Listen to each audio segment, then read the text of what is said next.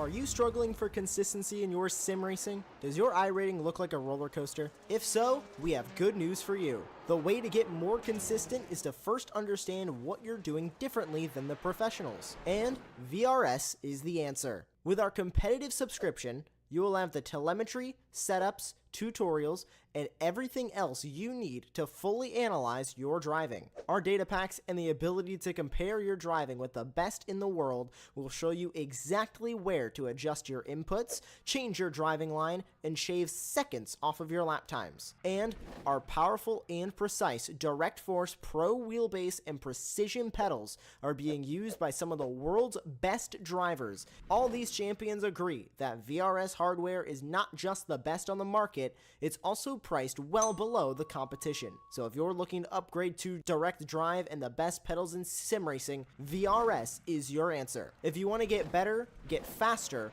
and make it happen sooner rather than later, you owe it to yourself to find out why so many people are switching to VRS. You'll be so glad that you did. Visit www.virtualracingschool.com and learn why the best use VRS.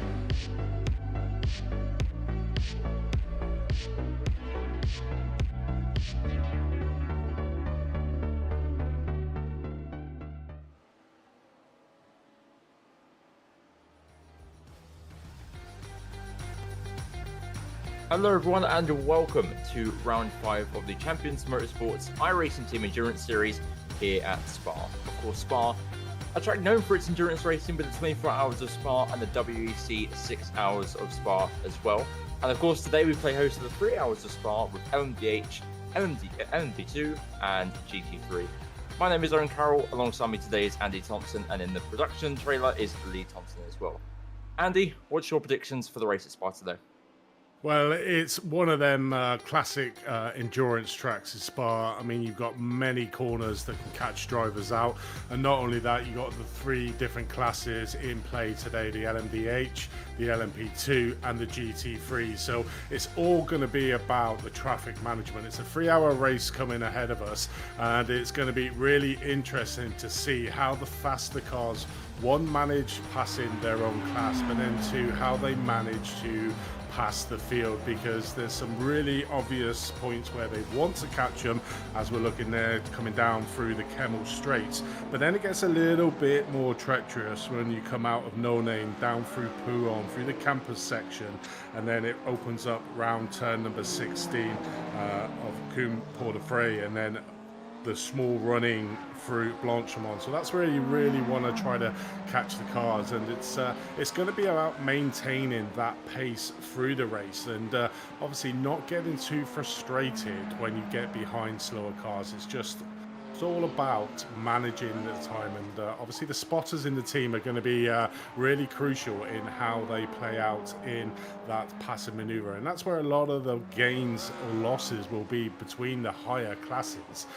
in the field. But also in the GT3 cars, it's to not hinder the faster cars, but then also to not hinder themselves and lose loads of time. So it's going to be really all about the traffic management. We've got quite a few cars out on track. We've got around about 9 LMP2s, we've got 9 LMDHs and 15 GT3s. It's a long course, but it's going to be a really interesting race, and it's always one that is a driver's favourite is Spa. Yeah, of course. Spa, of course, as you mentioned before, traffic is going to be one of the hugest factors today, with the LMDH specifically as well, losing time behind not only the GT3s, but also LMP2s can cause a big issue for them as well. Let's get into your standings for the race today then. Of course, in LMDH so far, it's been insanely close for the whole season, and Penguin RC Simulation and LMDH are taking that top step, and of course, thanks to Penguin RC for sponsoring this series, making all different types of sim racing peripherals for your sim racing rig. Obsidian Racing Future with 121 points, only 1 point behind, have won round 2 here as well so far in this series. iRTES Sport have been looking very strong all season long, but have had a bit of unfortunate luck here and there. They sit 1 point behind the Team Racing Future, 2 points off the lead. iRTES Sport 2 running out in your top 4 there for 110 points. We Too Fast Racing, who I don't believe is here today, unfortunately, they sit at 5th place with 108 points. Pneumatic Motorsports with 101.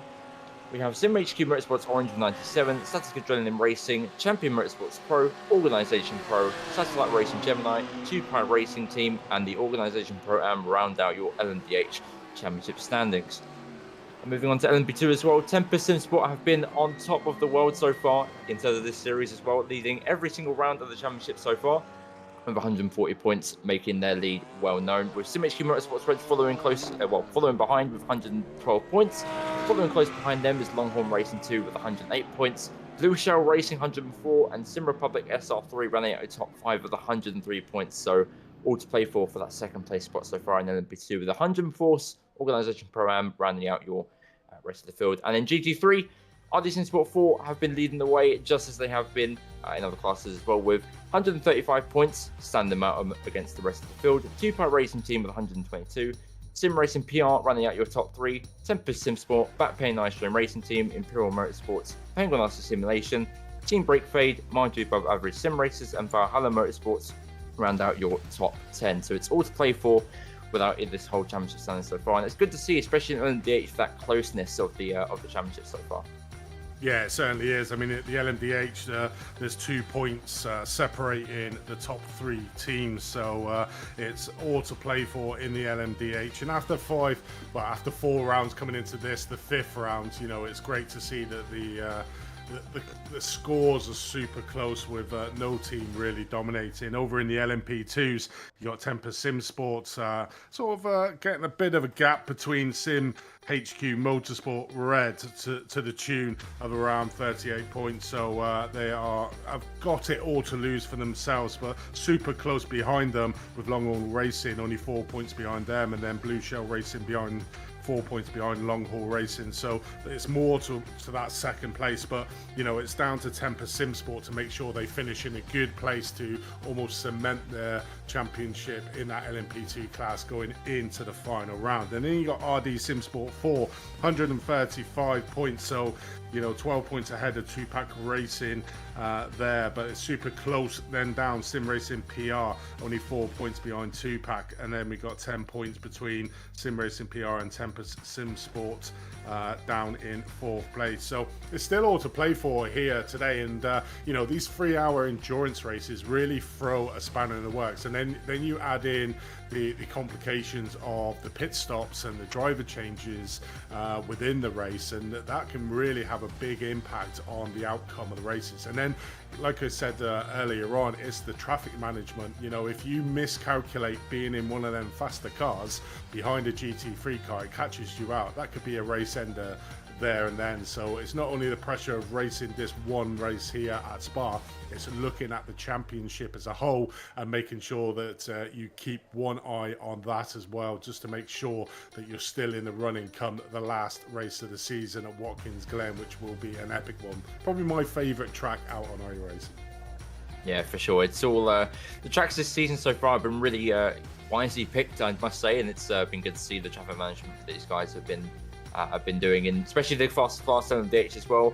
As you said before, it's gonna play massively different here, not only to that but also to their strategy as well. And as you mentioned before, with the pits coming into play, you can lose and gain so much time at Spa here with the pit stops. You can lose up to around about 5 seconds just on your entry alone. So you really got to make sure that you're really going full send in the entry to gain as much time as you possibly can.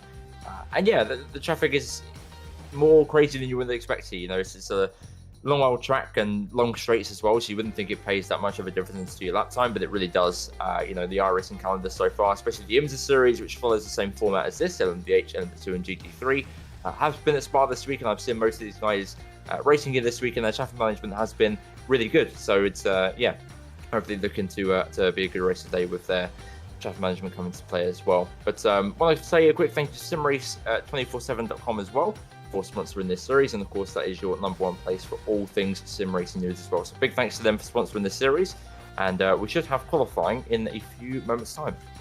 Yeah, it definitely is. And just new viewers who are joining us on our YouTube channel, the format for the qualifying, it's a 15-minute qualifying session, but you only get to do 3 laps around there. So, you know, this track is notorious for getting the off track. So you really need to get that banking lap in straight away to then be able to push on for your second and third. Because obviously the other thing is it's going to take a little while for the tyres to warm up. So that first one really has to be your banker lap and then push on. You don't want the added pressure of not doing a qualifying lap in your first or second and then putting it all down onto your third one. Puts a lot of pressure on the driver, and that's where you can easily make mistakes. So it's all about making sure you get that banking lap in the first lap, starting to push it a little more into the second lap, and then really pushing on into the third lap. Like I said, only 3 laps, 15 minutes to get a time in, so it's going to be interesting to see. And the driver who starts the qualifying has to start the race as well, otherwise the team has to start from the pit lane. So it's going to be interesting to see what qualifying brings.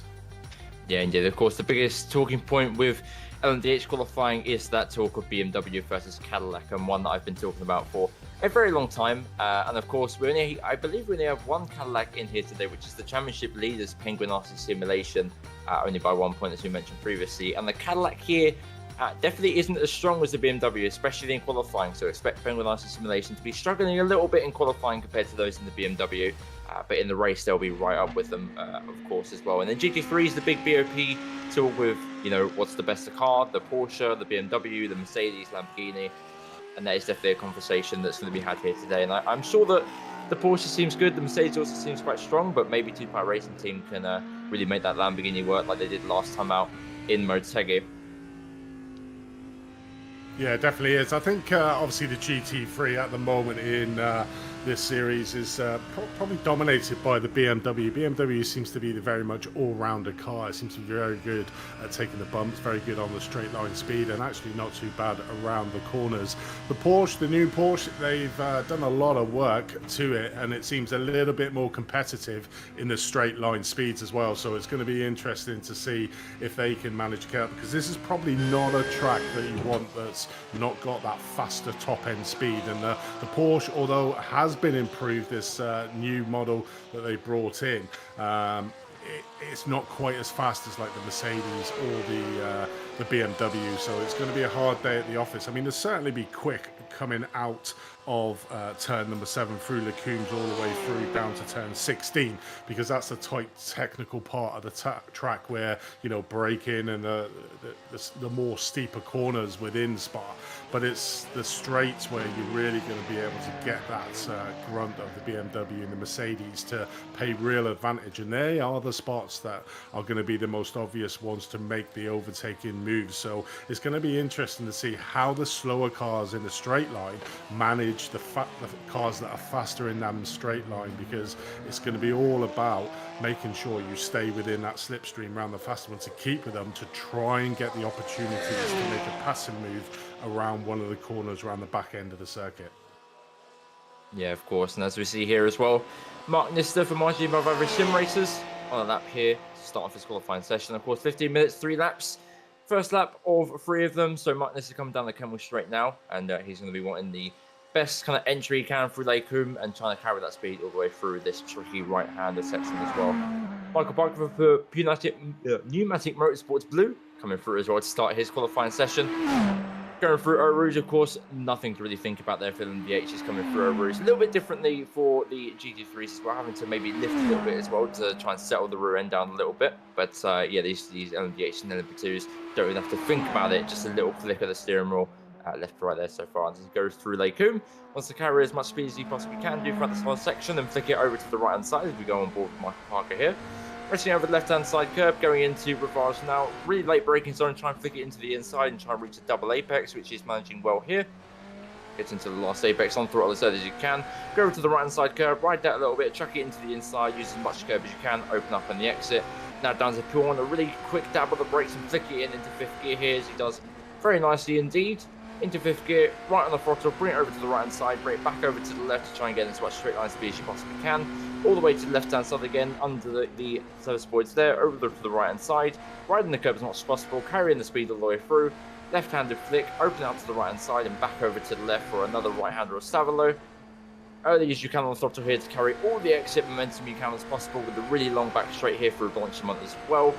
Turn it over to the right hand side, and then just have a little bit of a breather to yourself as we open up the steering all the way through this section here into Blanchamont, which isn't really that much of a tricky corner in these cars at all. Nice little flick of the steering wheel down to the left hand side there, open it back up to the right to carry as much straight line speed as possible, and really heavy and late on the brakes here for bus stop. Flick it in super early as you can to try and reach the curve on the right hand side, back over to the left hand side early as you can on the throttles to carry all that momentum, and that is a lap of Spa with Michael Parker, which will put him a very solid.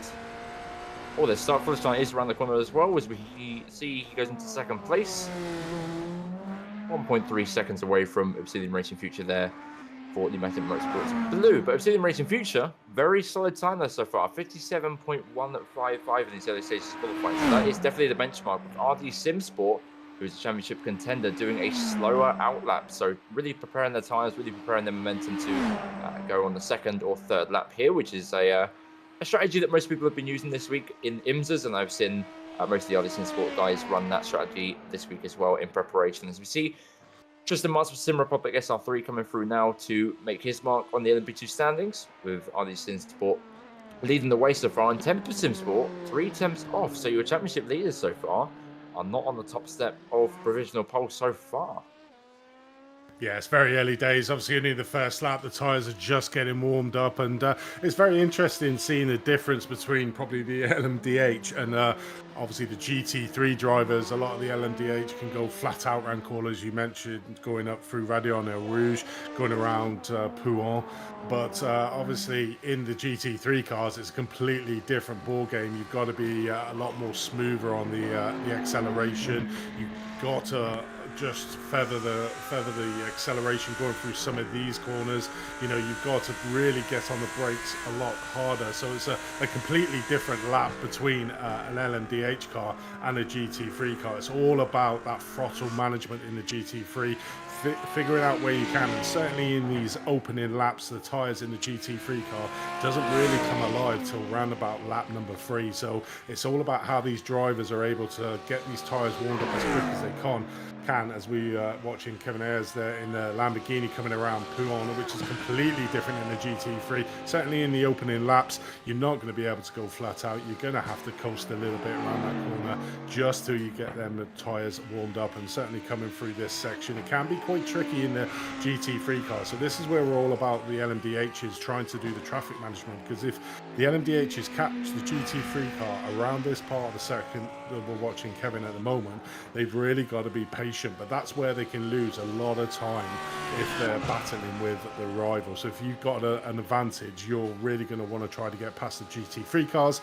and that's where the accidents can come. And certainly up around this part of the track for the GT3s is going to be treacherous. If you've got the LMP2s and the LMDHs on you coming down into bus stop, they will all try to outbrake you coming into this corner. So I'm envisioning quite a few of the cars maybe having a few spins around this bus stop section, but there is a big runoff area for the drivers to be able to take, so they will probably just get a slow down and hopefully no damage. But I'm pretty sure that we are going to see a few accidents involving the different classes here today in the race. Yeah, for sure. That traffic is going to be, as was mentioned many times before, it's going to pay a lot of drivers' lap time away, and maybe, as you said, some instances here as well. But yeah, qualifying is starting to open up now a little bit as well, with RD Sim Sport only 900th of a second away from Obsidian Racing Future, just below 1/10. And they did mention earlier that Temper Sim Sport wasn't on pole for LMP2. I was actually talking about GT3. So they are 3 temps away from RD Sim Sport, who we are used to seeing on GT3 pole position so far. With Temper Sim Sport leading the way in LMP2 even further, they've just increased their time by a couple of temps there as well.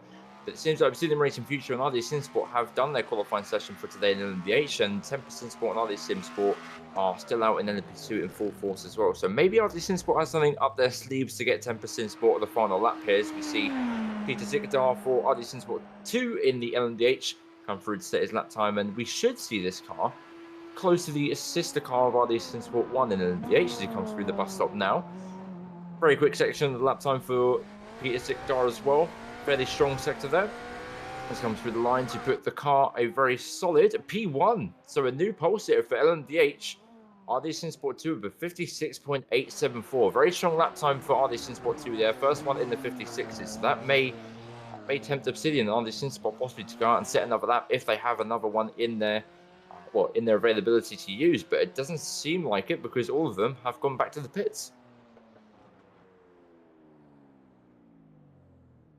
iRTES in Sport 4 just bringing their pole position into more of a force with Sim Racing PR going in P2 as well, only a tenth and a half off iRTES in Sport 4, so a very close gap there for Sim Racing PR. Not someone we're used to seeing up the very front of the field so far, so good to see them right at the front so far. They're P3 in the standings so far, but only 17 points away from the leaders, so good to see them right at the front, battling iRTES in Sport 4 in qualifying at least.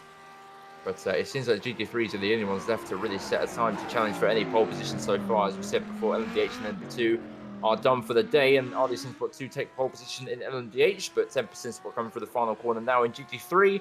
Their lap time will be an improvement to pole position. So iRTES in Sport 4 is knocked off of pole position, and 10% Sport take it by just under 1/10 of a second. So very, very close so far in each qualifying session, with 10% Sport and iRTES in Sport 3 and LMP2 separated by just over 2.5 tenths, with iRTES in Sport on pole as well. So it's very much iRTES in Sport versus 10% Sport for most of these classes today, and it's good to see that the times are right close to each other, with Team Breakfade finishing qualifying off with a strong P9 for them.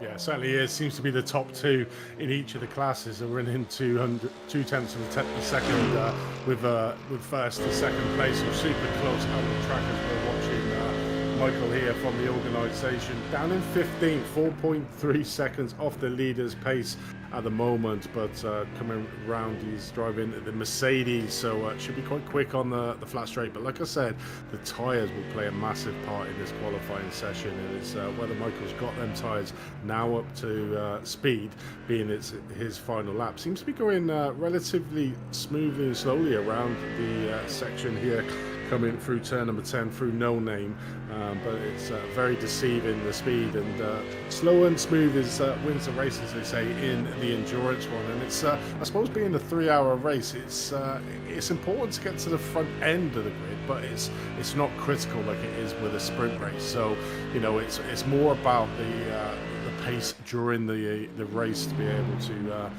pick off, and then it's like we keep saying, it's about the traffic management. If you can not lose any times by letting cars through and gain on the car in front of you, and I think that's where the support element of these drivers will really come into play. The spotters telling them where the cars are, maybe slowing down a little bit to not get involved in the front running battle, so lose a couple of attempts on the straight to be able to make them back up through the twisty parts of this Spa track and the back end of the course. So it's the spotters play a valuable part, probably the unsung heroes of the team. Obviously the driver gets all the glory, but looking at Michael here coming around to finish his lap, is he going to move up from P15th?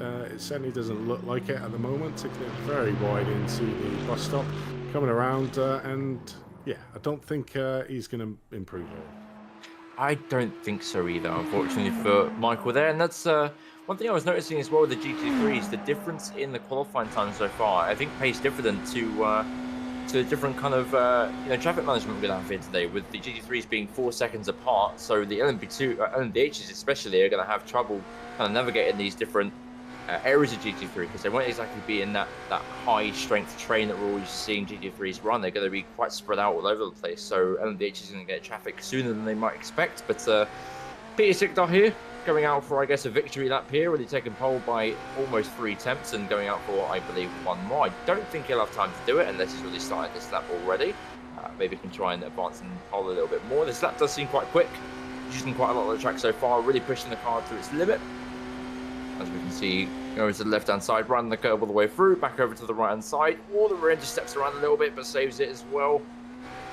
Very twitchy rear end for Peter Sigdal, which is quicker here at Spa so far. So if you have more of a twitchy rear end, as that doesn't help him until I spoke too soon. So typically, a twitchy rear end would help you run Spa, but that seems a bit too twitchy for Peter there. Yeah, certainly pushing it there, but obviously on provisional pole at the moment anyway. So probably, like you were saying, a victory lap for Peter there, who will be in the car at the front of the grid. Obviously the grid, the way it runs on, so the LMDHs will go under the green flag.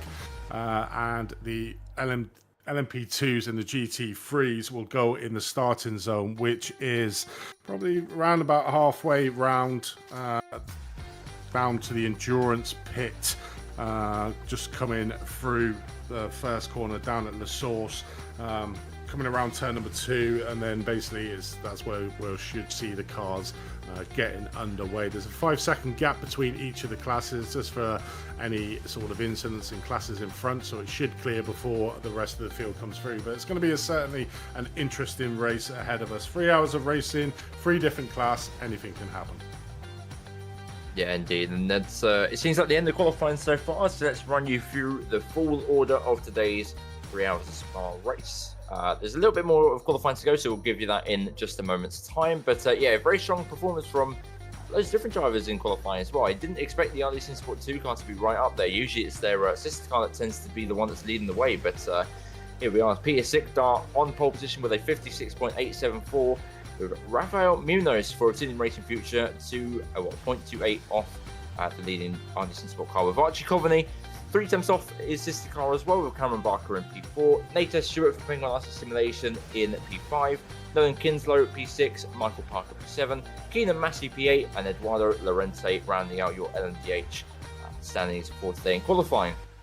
Felipe Silveira for Temper Sim Sport in LMP2 takes a pole position with a 202.926, with Sinan Demirbros taking P2, Ewan Marshall for SimHQ Motorsports Red taking P3, John Majorbanks P4, Tristan Martz P5, Wayne Hutchinson P6, Paul Grasser P7, and David Anderson for Longhorn Racing 2 in P8, running out your LMP2 category. And in GT3s, Jorge Augusto with Temper Sim Sport taking pole position with Daniel W. Martin for RD Sim Sport 4 in P2, and Miguel Cronin for Sim Racing PR in P3, Christopher Pates P4, and we have Mark Nister P5, Jose Correa P6, Evan Smoga P7, Kevin Ayers P8, James Foster Team Breakfade P9, Taipei 9 Stream Racing Team P10, Penguin RC Simulation P11, Valhalla Motorsports P12, Wild Juice Racecraft P13, P14 Longhorn Racing, and running out your GT3s, Michael for the organisation in P15. So yeah, very close together at the front so far, with a lot of names that we typically see in the midfield going up into pole position. So really great to see that the drivers are really stretching the limits of their cars and really finding that progress and performance that we knew they would do at the start of the championship as well. So good to see so many different pole sitters and so many winners as well, and hopefully we can see another another race winner here today. Of course, in the DH has been different race winners across the championship, so yeah, let's see if RD Sim Sport 2 can take their first win of the season. Of course, being pole position, they have the more than likeliness of doing so as we get underway to prepare for green flag.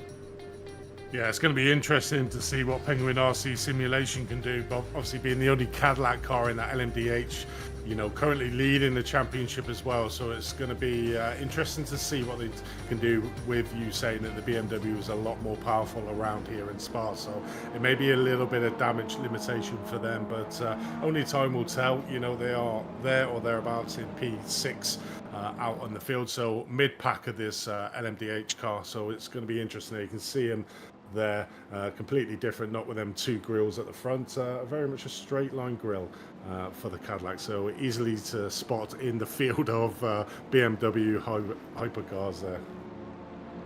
Yeah, indeed. As we see Peter Sikdar there just warming up the front tyres, getting ready to get as much grip as he can off that LMDH, and of course we are not going on this main straight, we will be going on after turn 1 as well, so down the endurance pit straight as well, as we see them just still warming up the front tyres to get as much grip in them as they possibly can do. As you said, the Cadillac, the only Cadillac of the field in the back there in P6 of Penguin RC Simulation. Again, thanks to them for sponsoring this series. To grab all sorts of sim racing peripherals, they are your #1 place to go. And let's see what they can do. Of course, championship leaders so far as Peter Sikdar rounds turn 1 to start. Green flag here. They can go after this pit line that lines the GP series. Just green flag drops as well. And we'll get underway for 3 hours of Spa as they are lining up here. And it's green flag dropped, and Peter Sikdar leads the way with RD Sim Sport, taking P2 instantly, which we expected with RD Sim Sport 2 taking the way of pole position. So it's a really close battle between them 3 at the front so far. It seems like RD Sim Sport's going to try and defend up to Sim Racing Future, as we see LMP2s now start their way down the main straight. And it's green flag for them, but they can go whenever they want with 10% Sport taking away. And a good launch from 10% Sport there from iRTES Sport as well, backing them into the pack. And they're running too wide at the back there for Origin Rally on, but they separate well nicely to line single file all the way down the Kemmel straight with 10% Sport getting a great lead. And 10% Sport again, getting another great lead from pole position with iRTES Sport back of the pack there as well, or in the mix of the pack there with MP2. 10% Sport taking the way very strongly so far down the Kemmel straight as well. So no action here so far down the Kemmel straight. It's all going to happen at Lake Coombe for all these guys so far. iRTES Sport a little bit under pressure from the Lamborghini behind. They're going to go side by side into Lake Coombe. Of course, a very, very long straight down into Lake Coombe as well. See on the brakes now for iRTES Sport. They're going to still go side by side all the way through with Sim Racing PR trying to stand out P2, and they do. They get it.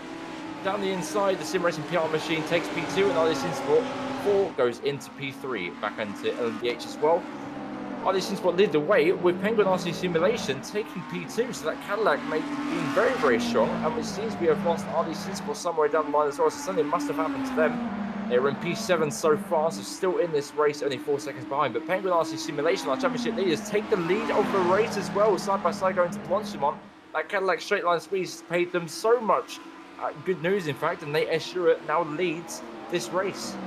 Well, don't you always hate when you're slightly wrong? So that Cadillac from P6 has got up 5 places here and currently leading the way in the LMD. Did see at the start of the race he managed to get a car straight off the grid as we watch Archie Covey of the RD Simsport coming into the pit. So certainly being involved in an incident, and that is bad news for the RD Simsport team. But looking further back at the LMP2s, we got Felipe Silva in first place from Tempest Simsport, leading the way from pole position there. And still there's not much change in that LMP2 field. Penguin RC Simsport Simulation have managed to get up. Oh, as I sort of say that, we see Archie there, Archie Coveney just going down the way, so he's going to have to go through pretty much the whole field. You can see him there just in the background going down the pit lane, and being used in the endurance pit lane as well. And it's going to be such a long time before the driver gets into his stall, so he'll probably be behind the majority of the GT3 cars, so he's going to have a hard day at the office when he finally comes out of that pit lane. But looking back at the GT3s now, we're looking at passing Penguin RC Simulation down in 10th place at the moment. He is up 1 place from where he started. The biggest mover in the GT3 field is Valhalla Motorsports, just in front, up 3 places from where they started. The biggest loser there is the Team Breakfast, down 4 places where they started in that GT3. But the GT3 a lot more shuffled up than the rest of the pack here in the opening stages of this 3-hour endurance race at Spa. We're going to see if we have the replay from the Archie Coveney crash at the very start of the race. So, of course, side by side with their teammate, actually. If the rest of Future tries to go down the inside as well, it seems that Archie's going to go down the inside of his teammate. Ooh, loses it a little bit, and a contact with his teammate, in fact. So, contact with the RD Sport 2 car led to Archie Coveney having seemingly suspension damage on that car. Definitely does indeed. Makes contact with another of the, I believe that's the Punastic Motorsports LMDH there as well. So, yeah, there's going to be conversations in the RD Sport Discord, I can tell you that for sure, as we see Archie Coveney now coming through the GT3 field. But yeah, that's always going to happen. That side-on contact with these cars always leads to some type of suspension damage to them. As we see someone off in the background of GT3, I believe that was the Sim Racing PR machine that was falling off. As you can see on the standings, they've fallen down the order into P5. So they were doing so well at the start of the race to battle into P2 as well, but just losing it around P1 drops them down to P6. So horrible start for Sim Racing PR, even worse start for RD Sport, who are only 2 points off the championship lead. Yeah, definitely is. And Penguin RC Simulation is managing to get a 0.7 of a gap at the front of the field as well. So that Cadillac, the only Cadillac in the field, certainly stretching his legs in the opening part of this section. But currently on board with Paul Grasser here in 5th place for the organisation Pro-Am teams. We saw in the LMDH, they've probably not had the best of championships, but over in the LMP2, they are around about mid-pack in that LMP2 field. So have an opportunity to move up here, currently in P5 overall, 7 seconds behind the leader. You can still see them stretching out a little bit, even these early stages. You can see at the times on the timing tower on the left-hand side, the sort of gaps starting to appear out on track. So even after only doing 3 laps, the field's starting to spread out a little bit each lap. So pretty much what you were saying at the start, Owen, that these LMDHs might see a few of the GT3 cars a lot sooner than they expect coming to fruition. Yeah, indeed. And that's the typical thing with Spa. Of course, the way you set these cars up, not only in LMDH, but also in LMP2 and GT3, is a fairly low downforce package, of course, with the massive straight line speeds that these cars can do and the massive straights that Spa offers. You want to run that low downforce. As we see in the background there, Obsidian Racing Future, trying to go around the outside of the bus stop there with Peter Sigdar as well. Doesn't quite get the move done. Peter Sigdar forcing his way back into P2 as well, though. But Obsidian Racing Future showing that they really want to get through. But in this mix, they are losing time to Penguin RC Simulation. And of course, that gap is separated by the low downforce packages that this car offers, which gives more dirty air, leading in more severe gaps in these cars as well. So don't be surprised that the gaps are too big so far, but they will, of course, kind of even out as the race moves on forward. But our biggest, well, our smallest gap so far here today is the LMDHs with, of course, iRTES Sport 2, Obsidian Racing Future, and CMS Racing Pro. Right on top of each other. Obsidian Racing Future into attack mode, it seems, got on a really, really big run out of Campbell Straight. They're going to go try around the outside of Lake Coombe. Very late on the brakes for them, has to back out of it. Peter Sigdar really doesn't want to lose that second place at all. Thinks he has the pace to get right up behind that Penguin RC Simulation car, which he does, of course, taken pole by a long way. But Penguin RC Simulation looking very, very strong out there. As we see him move down the inside, Obsidian Racing Future, oh, a little bit of nose-to-tail contact there for them, but that was a bold and brave move from Rafael Ruiz-Munoz there as well. So really trying to force his way through, and does not want to be P3 for very much longer, but unfortunately has to stick with it for now until the GT3s come, which will be in around about a lap or so time. Yeah, it definitely is, and this is playing into the hands of the Penguin RC Sim Sports in front because, you know, they're battling behind for second, third and fourth, so they're being super defensive, which is giving the opportunity for that gap to grow, and as soon as you get around about +2 seconds, that's when you're out of the slipstream effect, so that's probably where they're really trying to target at the moment, but they're all tripping over each other. But looking further back at the GT3 at the Sim Racing PR, by Don Cello Machine Shop there, the wonderful Lamborghini. It's one of them cars, isn't it? It's not really good at anything, but it's really an all-rounder car.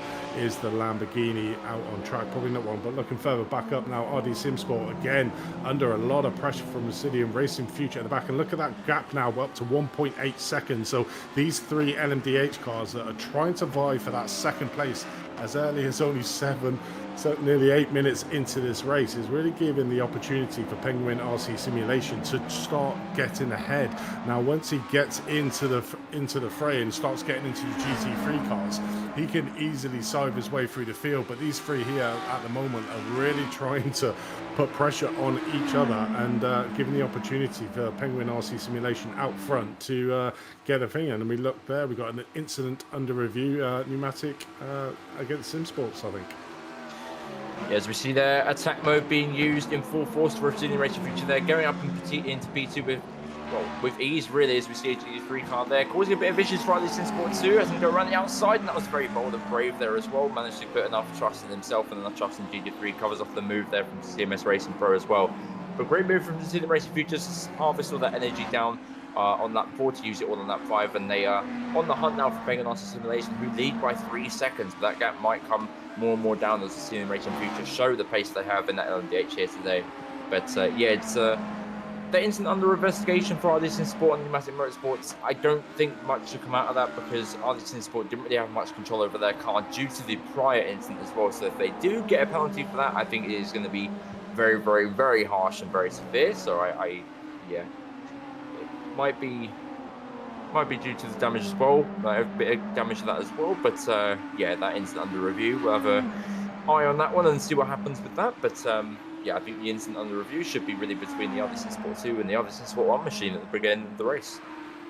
Yeah, it certainly is. I'm just looking back at Archie Covenant of RD SimSport. They're currently down in P17 for the back end of the LMP2 field, so gonna have to try and get his way through all the LMP2 field before he manages to get onto the back of the LMDH car, the Pneumatic Motorsport blue team, driven by Michael Parker. So a little bit out of the race, and that's very much not good for their championship credentials. Currently standing third place overall on 120 points.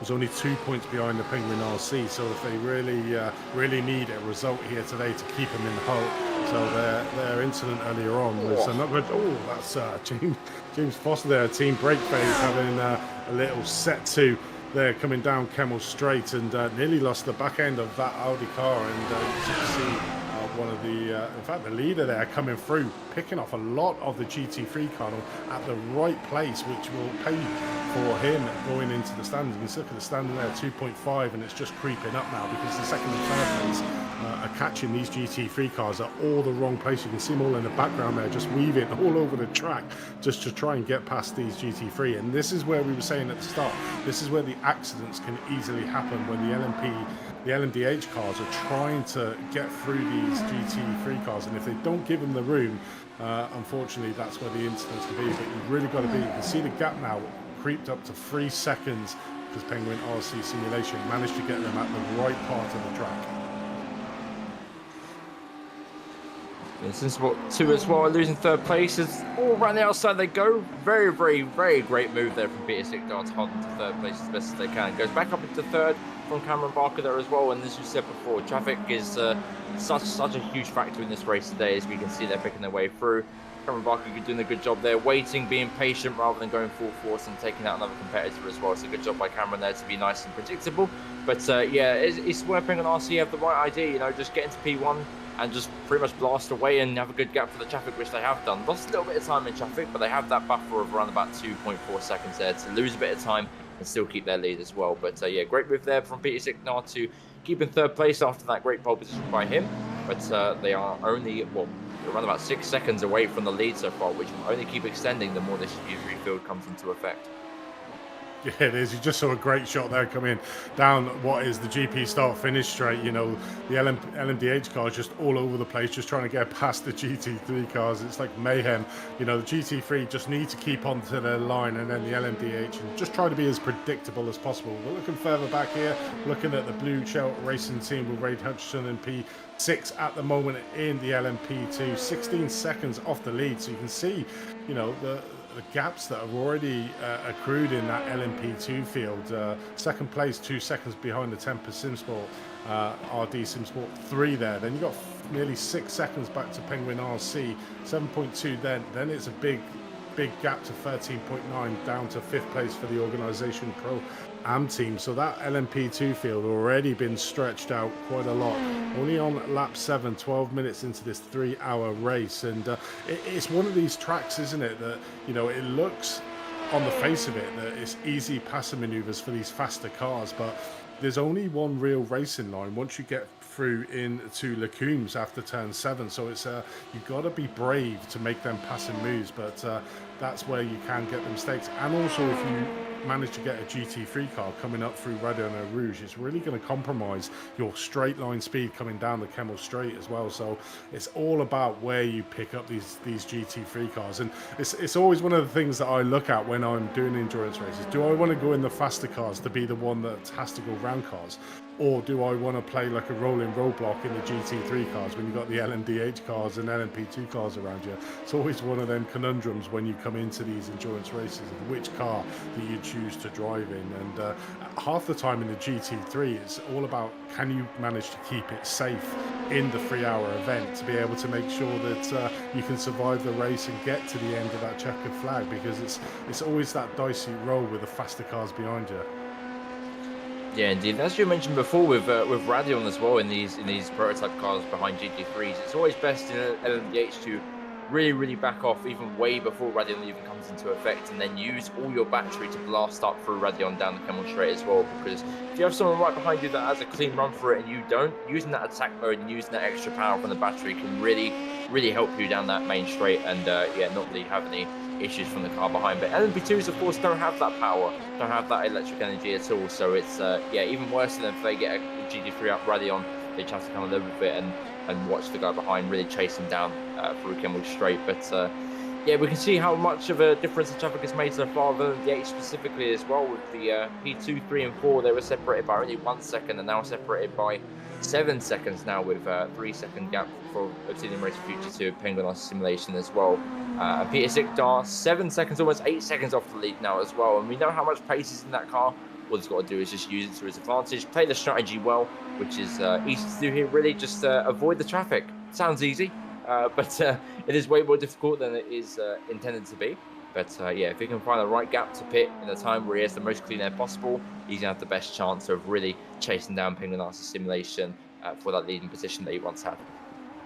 Yeah, it definitely is, and it is, again, all down to traffic management, but it's also got that throws when they get into the realms of the pit stop. You know, do they take all 4 tyres? Do they take 2 tyres?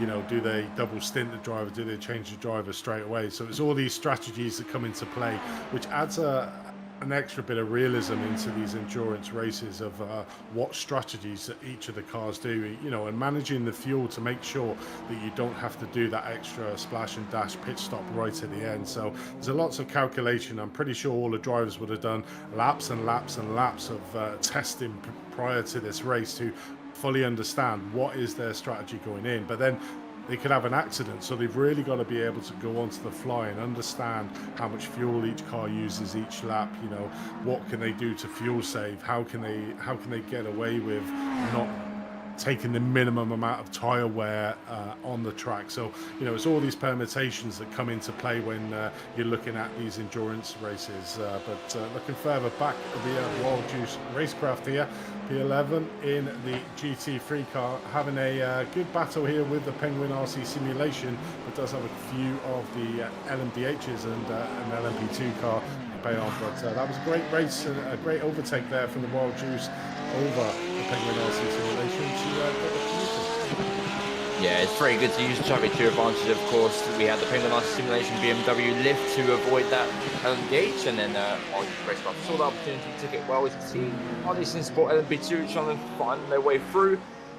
Does it a little bit more hazily and a little bit more without patience, but gets through cleanly nonetheless. But yeah, as you mentioned before, you picked up a point of them obviously doing testing and practice before this, and a great use of practice, which I've seen a lot of these drivers do this week so far, is of course the IMSA series, which has been at this track using the same LMDH and the 2 GT3 layout already. And the Penguin RC Simulation team was in the race that I did last night, in fact, so I saw their strategy at hand, I saw their pace at hand as well. And you know, these guys, especially in the Penguin RC Simulation car, would have known what situation they're in right now and know exactly what they want to do at this point as well, to pit just before the traffic comes, pit in clean air and get the most out of the new tyres as best as they can. So it's good to see most of these guys doing some practice in the IMSA beforehand, of course the traffic practice as well, which is a big thing. So yeah, I'm sure a lot of these guys will know exactly what they're doing with the strategy, and we'll see that in about 10 or 15 laps time for most of these guys here today. Yeah, definitely is a great view there, looking back from flying RG over an LMP2 car going around Pouhon, just taking that inside line to get the acceleration done, so both cars getting through nice and cleanly. But we see here with Wayne Hutchin in P6 in the LMP2 for Blue Shell Racing, does have Sim Republic SR3 behind him for that little bit of company. It's probably the closest battle out on track in the LMP2 class. The rest of the field split up. Penguin RC Simulation in third does have Sim HQ Motorsports Red around about 1.2 seconds behind them, but this seems to be the closest battle out on track again.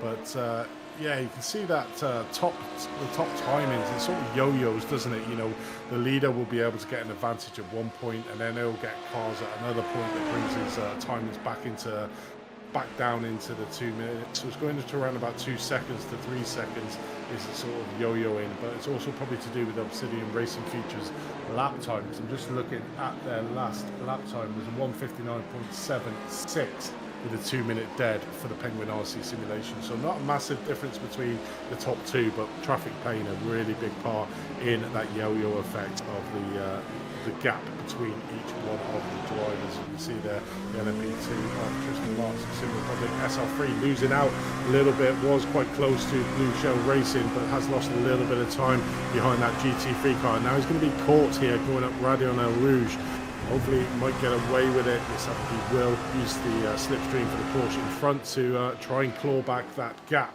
that he lost to that GT3 coming around the source to try and get onto the back of the organisation Pro-Am team. It's exactly what I spoke about earlier as well, Radion. That's the issue with the LMP2s, of course, not having that electric power to use down the main straight. So, yeah, of course, Sim Racing Republic had to lift a little bit to avoid the Porsche on Radion on the uphill, which lost them a little bit of time to Blue Shell Racing. So it's that gap, so ebbing and flowing here and there as well. But I also noticed in GT3, our closest battle is actually in the lead so far. So Temper Simsport and Ollie Simsport 4 battling out. Only separated by 6 tenths a piece so far for the lead so far. So this is our smallest gap for the lead in these classes so far. So good to see 10% Sport battling out as we see battling out for position of P4. We have Imperial Motorsports and Sim Racing PR going side by side through Stavolo. They're still side by side going through Stavolo too. In fact, no one is lifting yet. And they are still side by side going all the way through. They're going to be side by side going to Blanchimont. Actually, it seems like Sim Racing PR will take that position. As we have two Pro Racing team looking forward, and Penguin RC Simulation trying to find their way through. Not going to find their way through, unfortunately. Might have to stick to the grass, in fact, if he's going to risk it that much. But finds his way through nicely, slots into a nice gap, pulls out to the left-hand side and tries to take him around the outside of bus stop, which might end up working for them unless Sim Racing PR overshoots the braking zone. Does so a little bit here. Penguin RC Simulation. LMP2 is a little bit all cross and waved all over the place, making this gap between Imperial Motorsports and Sim Racing PR even closer than before. So a good battle here for P3 so far. What's the Imperial Motorsports, how they're going to do? Doesn't really try much here, just wants to slot into position and wait for the camel straight, which he has a lot of it to use. But of course, Sim Racing PR using that benefit of the slipstream and then the pursuits ahead. So yeah, good little battle here for P3 so far in GT3s. Yeah, you have to be like a chameleon in them GT3s, don't you? Because you're in the heat of a battle between 3 cars, and then all of a sudden 2 LMP2s come up behind you and start trying to bully their way through. So you really got to watch where you're placing your cars. But looking back at the front of the GT3 clap, and what is really good is the Audi. The Audi, you know, really was a car that fell off a cliff. Really, nobody really used to use it in the GT3. Has been revamped and is now a lot more competitive car. But the problem with the Audi, I feel, is the tyre wear is quite excessive on that car. So, you know, really got to be confident with the car, certainly in the later stages in there. So what we've got, incident decision, DT, drive through. Wow. To RD Simsport Colossal Control, leading to avoidable contact in the orange zone. So if you don't know what the orange zone is, it's on the opening lap. There is a zone for an acceleration where the drivers have really got to be careful. And on this track, it was all the way through from the start finish to no name. So quite a large section of the track. And obviously that incident took place within that orange zone. So hence why the penalty was given. Yeah, I mean, I'm not going to comment too greatly on that penalty. I'll speak to the drivers afterwards about it. But yeah, that for me is a very interesting one. RD Simsport had, not much control of his car with the suspension damage there. But yeah, it's unfortunate for them. But either way, Pierre Sikdar in P4 now, losing out to simracing.com Pro in P3, using the attack mode to get through there. And there's a sudden burst of pace there, drifting away by almost 8 tenths of a second now compared to RD Simsport 2. So really trying to find their feet. And Obsidian Racing Future have also found their feet, only being 4 tenths now behind Penguin RC Simulation, who, as I say that, lose out because of a GT3 down to 1 second now. So as you can see, around about 6 tenths of a second was just lost. Now 7 tenths of a second was lost for just 1 GT3 car. So Obsidian Racing Future with the pace there before are going to try and find their way back up to the Penguin RC Simulation LMDH and try their best to snag P1 as best as they can. But yeah, this little battle is going to, I think, spice up a little bit here as the LMP2s and LMDHs come into effect very soon. And speaking of LMP2s, we have Penguin RC Simulation in LMP2 and Simulation Motorsports Reds battling out for P3 as well. So loads of little battles here and there going out on track, with the traffic making these battles a little bit closer and further away than we would expect so far. Sim HQ Motorsports Red really on the back tail of that Penguin RC Simulation. And Penguin RC Simulation losing the rear of that car a little bit there as well. So yeah, good to see that these guys are really battling out and really going for this position really early on. But of course, you need to make sure that your tyres are in check, your fuel's in check, for everything to go okay with your strategy so far. Currently 24 minutes down of this 3-hour race, 13 laps or 12 laps completed onto the 13th lap at the moment. Still plenty of time in this race for things to change around, but we're already seeing a lot of movement in the fields. You know, the LMDH is getting caught up in the GT3 and the LMP2s will be coming into play now. But we're looking here for the battle for fourth place overall, and CMS Racing a Pro here going side by side through Le Coombs, and they're still there. We're looking on board now with Cameron Barker, just trying to keep that position, but loses out to RD Sim Sport 2, literally inside of the LMDH car in front, and now they have a couple of GT3 cars. Should be able to get past them quite easily before the entry into Pouhon, but could compromise the speed going in. Yes, it does slightly, but it's still joined nose to tail for the battle for third overall. So a good battle going on here between these two. Yeah, great level of aggression there by Peter Sikdar as well. Oh, Cameron Barker tries to go down the inside. Oh, very, very bold and aggressive move by Cameron Barker there. Really wants to get back that P3 that he gained so easily there with the attack mode in the last lap. Peter Sikdar having none of it as well, going super aggressive around the outside of Lake Coombe and hitting it off really well, in fact. So must have saved his tyres a lot of the opening stages of the race to really use them at this stage to really blast away as much as you can from simracing.com Pro. But yeah, it's difficult with these cars because of obviously the amount of straight line speed these cars have with the added battery power as well, is really going to help them down the straight. So just a one flick into attack mode can really gain you so much speed over your rivals as well, which CMSRacing.com Pro are really using to their advantage to get onto third place. But RD Sim Sport 2 now, with the gap they have, seemingly have that third place under control. Yeah, it definitely is. I'm just looking at the standings, and RD Sim Sport, driven by Archie Coveney, have gone into the pits again. So I'm not sure if they've had another incident out on track. Oh, they did have a drive-through penalty, so they are serving that. So did manage to get onto the back end of the LMDH cars, but now find themselves probably mid-pack of the LMP2 cars. So their race has gone from bad to worse today, out on track, having that drive-through penalty. And a drive-through penalty here at Spa probably hurts you more than any other track in this series due to them using the endurance pit. So you have to come in for the GP pits, go through the GPs, down past the endurance before coming out at the top of Radion and Eau Rouge. So it's an extremely severe penalty if you do get a drive-through penalty here at Spa, rather than just using the GP track layout for the pit. So really bad day at the office for them. But looking back at the front, Obsidian Racing Future have managed to now get onto the back end of Penguin RC Simulation NDH. 0.3 of a second is the gap between these two. So certainly race on between these two different class cars with the new addition of the Cadillac in this LMDH. It's going to be a battle of the constructors between the Cadillac and the BMW. Yeah, of course, the Cadillac has a little bit more of a straight line speed advantage compared to the BMW. Not much, but just enough for it to stay ahead. Oh, and we have GT3 traffic now as well going around the outside as you see the Racing Future car. Now the inside now is going the Penguin RC Simulation car, and there we are, flashing as the lights from Tempest Sim Sport there.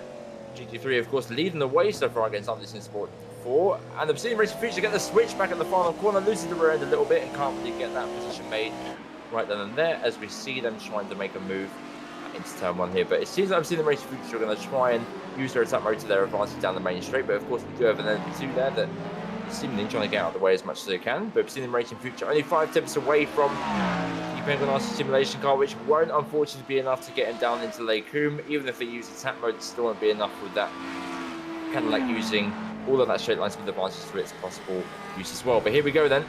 Rafael Ruiz Munoz using that straight line speed to try and get as close as he can onto the Cadillac, closing down into 3 tenths of a second now. And this is where the BMW is a little bit stronger than the Cadillac here. A little bit flick to the left, flick to the right, and again, in these medium to high speed sections, the Cadillac can be a little bit worse off, but down these low speed sections, the Ravage, the Cadillac is a little bit stronger as well. So here we're going to see a lot of back and forth action between these two cars here. Or Rafael just goes a little bit too deep into Ravage and loses around about 2 tenths of a second now. Yeah, so everything flowing a lot between these two constructors here. And here is the point where the BMW will start to rein back a little bit of time on the LMDH here. But we do, of course, have now the LMP2s to deal with in the LMDH category, which can lose you an abundance of time. As we see the Penguin RC Simulation car going to try and go down the inside. Does it with much ease as Blue Shell Racing tries to move out of the way. Is not moving out of the way for Obsidian Racing Future. And has to go around the outside of the Blue Shell Racing LMP2 there. So losing them a lot of time. And that gap is now down to 8 tenths of a second. Yeah, it's ebbing and flowing all the time between these two. It's very hard as well if this BMW, which is a lot better through the tighter twisty section, to make that pass and move, because these cars are so wide. So the Cadillac at the moment got the slight advantage on the straight point, but going back to that move coming through the bus stop, obviously we're looking at the lead, just the leader there at the back. The Tempest Simsport Audi car was not happy with the fact that the two LMDH cars literally went side by side with him through Blanchimont, as we saw the leader there going extremely wide through Blanchimont and perversely flashing his lights in distaste to the two LMDH leaders there, because obviously it could have ended his race. He's got his own race. He's at the front there. You know, the gap is only 1 second to RD Simsport 4, so it was all go for them. But looking at the battle here now between RD Simsport 2 and CMS Pro team, again still joined together as we join on board from the nose cam of the CMSR Racing.com Pro team. Quite close coming up through Radiona Rouge, so this could be a passing opportunity. Really easy standings, got an excellent speed advantage coming up the top of that. Will use his hybrid power and manages to get ahead of the RD Simsport 2 team from Peter Skadar, but I'm pretty sure these two are going to be going backwards and forwards on these long straights throughout the race here today. But looking further back at the GT3, we can see the gap here, 0.4 of a second between 1 and 2. The Tempest Simsport team getting held up a little bit by the faster cars there, giving the advantage back to the BMW behind to close that gap. You can see one of the LMDH at the background there should be able to, just slots in nicely coming down into turn number 10, coming out of there, so shouldn't really affect these two GT3 cars. The BMW loses a little bit of time side by side. This is where we're on about them LMDH cars, and again the Audi flashing his lights on them, because there's some ambitious moves early on in this race that probably don't really need to be made as tight as well. As we can see here, Yogi just going extremely around through Puyon and loses the lead in the GT3s. Yeah, I think he's a little bit hot-headed from that LMDH there, that just didn't really commit to that send at all, and that is the issue. If you don't commit when you're an LMDH, you cause problems for not only yourself, but for the other class as well. So Jorge Augusto in Tempest Simsport loses the lead out to RB Simsport 4, who, now show a little bit of a turn of pace, around about 5 tenths a second now. That gap will come down a little bit due to the slipstream effect, of course, in these GT3s, but RD Simsport 4 now leads the way in GT3. And of course, in LMDH, that gap is now down to 2 tenths of a second between Obsidian Racing Future and Penguin RC Simulation, who I believe should have a fairly decently clean track ahead of them to battle it out. Potentially, if Obsidian Racing Future wants to do so. And of course, that gap is shrinking, as we see on the left-hand side there as well. As sounds like Adrenaline LMDH locks up and causes Tempest Simsport more issues. Yeah, it seems to be in a bit of the waters of Simsports at the moment, and again flashing his lights. Not happy with like you said, if you don't fully commit in these cars, then you can cause issues to the cars behind you. And the Audi driver there, Jorgi, just needs to calm down a little bit, getting really hot-headed, probably getting quite annoyed with these faster drivers trying to come through and literally cutting up the speed. And you can see there the gap now to 1.1 seconds, so just about within that slipstream effect, but has lost the opportunity to take the lead again over the sim. The RD Simsport 4 team, who's managed to get a 1.2 second. You see that gap growing rather than coming down here, so there's the power of that BMW in a straight line speed. But yeah, not a great couple of laps there for the Tempest Simsport team. Yeah, of course, and we have a new leader in LMDH as well. Obsidian Racing Future now leads the way in LMDH over Penguin RC Simulation. We saw that move happen on the standings earlier on as we were watching that GT3 and LMDH debacle there happen. But Penguin RC Simulation won't let this one slide at all, as they have obviously the little bit of benefit of straight line speed. So maybe Penguin RC Simulation can get that move done again at the Kemble straight into Lake Coombe, which they are very late on the brakes and trying to gain as much time as they possibly can to bus stop. But Obsidian Racing Future, with that BMW having a bit more of a lighter front end as well, is able to pitch the nose in just ever so easier into bus stop. But that gap still remains at 3.5 tenths of a second now, which is an optimum range for Penguin RC Simulation to use that hybrid system as much as possibly can. But we have GT3s in the way of riding as well, so this could really spice up this battle here so far. Obsidian Racing Future can't get past the Lamborghini at all, tries to go round one, does so, but has a nice clean run over to the Mercedes as well. And all Penguin simulation having to lift off there, and obviously the Racing Future having to dive out the way of the Mercedes there as well. But that gap is now 1.2 seconds there as well. So that much of a difference is made from just one little corner with GT3 traffic in it. Yeah, I think we're just going to see them battles all day. I don't know if Lee, if you can put the track map up so you can sort of see how the traffic is. You can see there the GT3 cars there in the blue, the LMDHs in the red, and then the LMP2s in the red, and then the LMDHs in the green. So you can see a big section of the track there consumed by all the GT3 cars, which are really the LMDHs and the LMP2s trying to trip up. What was that? Team Brake Fade having a big moment there on the exit of Stavilo 2. James Foster there in the 43 machine. Seems like what happened here. Let's have a look. It seems like they're going to lose it under their own steam. With the Audi having a bit more of a twitchy rear end. Yeah, loses it, goes into the gravel, tries to save it. Too much throttle's put onto that car, and that's them smacking straight into the wall. So yeah, loosey-goosey on the exit there for Team Brake Fade. Oh, what's this little debacle here with all these, all three classes coming together here as well. 3 wides happening between all 3 of the classes, so they're trying to find their way through. It's the CMSRacing.com Pro LMDH that's trying to find their way through the GT3s with the Organisation Pro Am of Paul Grazer coming through as well in LMP2. So with a little battle here going on between all the classes. But yeah, of course, iRTES Sport 2. iRTES Sport 2 and CMSRacing.com Pro still batting out in LMDH, separated by a second, as you can see on the left-hand side of the screen there. You can see him in the background there of Paul's rear end as well. Focusing back onto John Majorobanks of the Penguin RC Simulation and the 2 machine. The RP3 currently only around about 6 tenths of a second separating them from Team Motorsports Red. So a long way to go to catch up to iRTES Sport 3 and Templeton Sports leading the way in the LMP2, but I'm pretty sure their battle is just between 3rd place so far. With Jose Carrera as well, another good battle here, separated by 5 tenths for 4th place of the Imperial Motorsports and 2-Bike Racing team, which we saw was battling very aggressively earlier on, but now settled down a little bit and have just kind of funded the way through and battling out for P4 here today so far. So good job by them to keep a steady position in P4, not too far away from the lead pack, but yeah, I think their sights are set on getting P3. Maybe any higher would need a little bit of luck. Yeah, I think there's always that little bit where the gaps have sort of extended now. I think the LMP2 front field, the front 3, you can see there, nearly 10 seconds between first and second, then 10 seconds again from second to third. So that LMP2 front end of the field has really been opened out here today. Considering we've only done 37 minutes, 18 laps completed, it's been pretty much spread out straight away in that LMP2.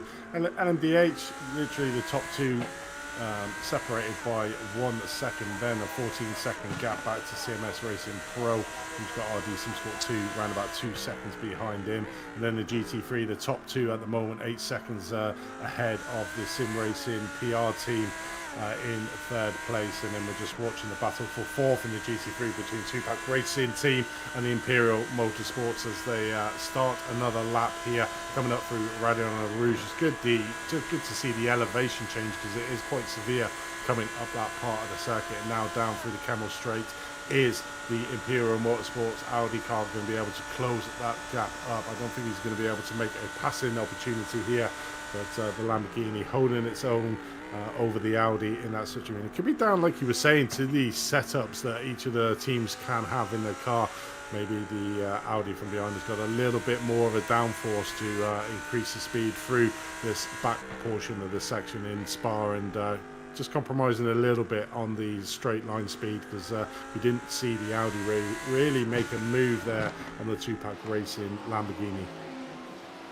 Oh, another drive-through for avoidable contact to RD Sim Sports. I'm not sure what happened there. Maybe Lee can put a replay of that for us. But yeah, another drive-through for RD Sim Sports. So their day goes from bad to worse from them. I believe it was in Pouhon with a GT3 car at some point there as well. So another drive-through for them. That pretty much solidifies them out of contention completely of this race here today. So big shame for them. They were big contenders for a championship prize, but yeah, they are no more as well. As we see this battle for P1 LMDH between obviously Racing Future and of course Penguin RC Simulation will happen once again with only 2 tenths of a second separating these two, as they got more GT3 to separate them as they follow through one by one. Nice train of LMDH is there to follow through.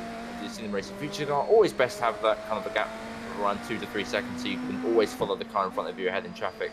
And as you can see, the BMW really showing where it's stronger here as well, separating by about 0.2 of a second through one sector alone there. But the Penguin Simulation Cadillac machine will gain all of that back on the straight. As you can see, that gap is coming closer and closer and closer to the rear end of the Sim Racing Future machine.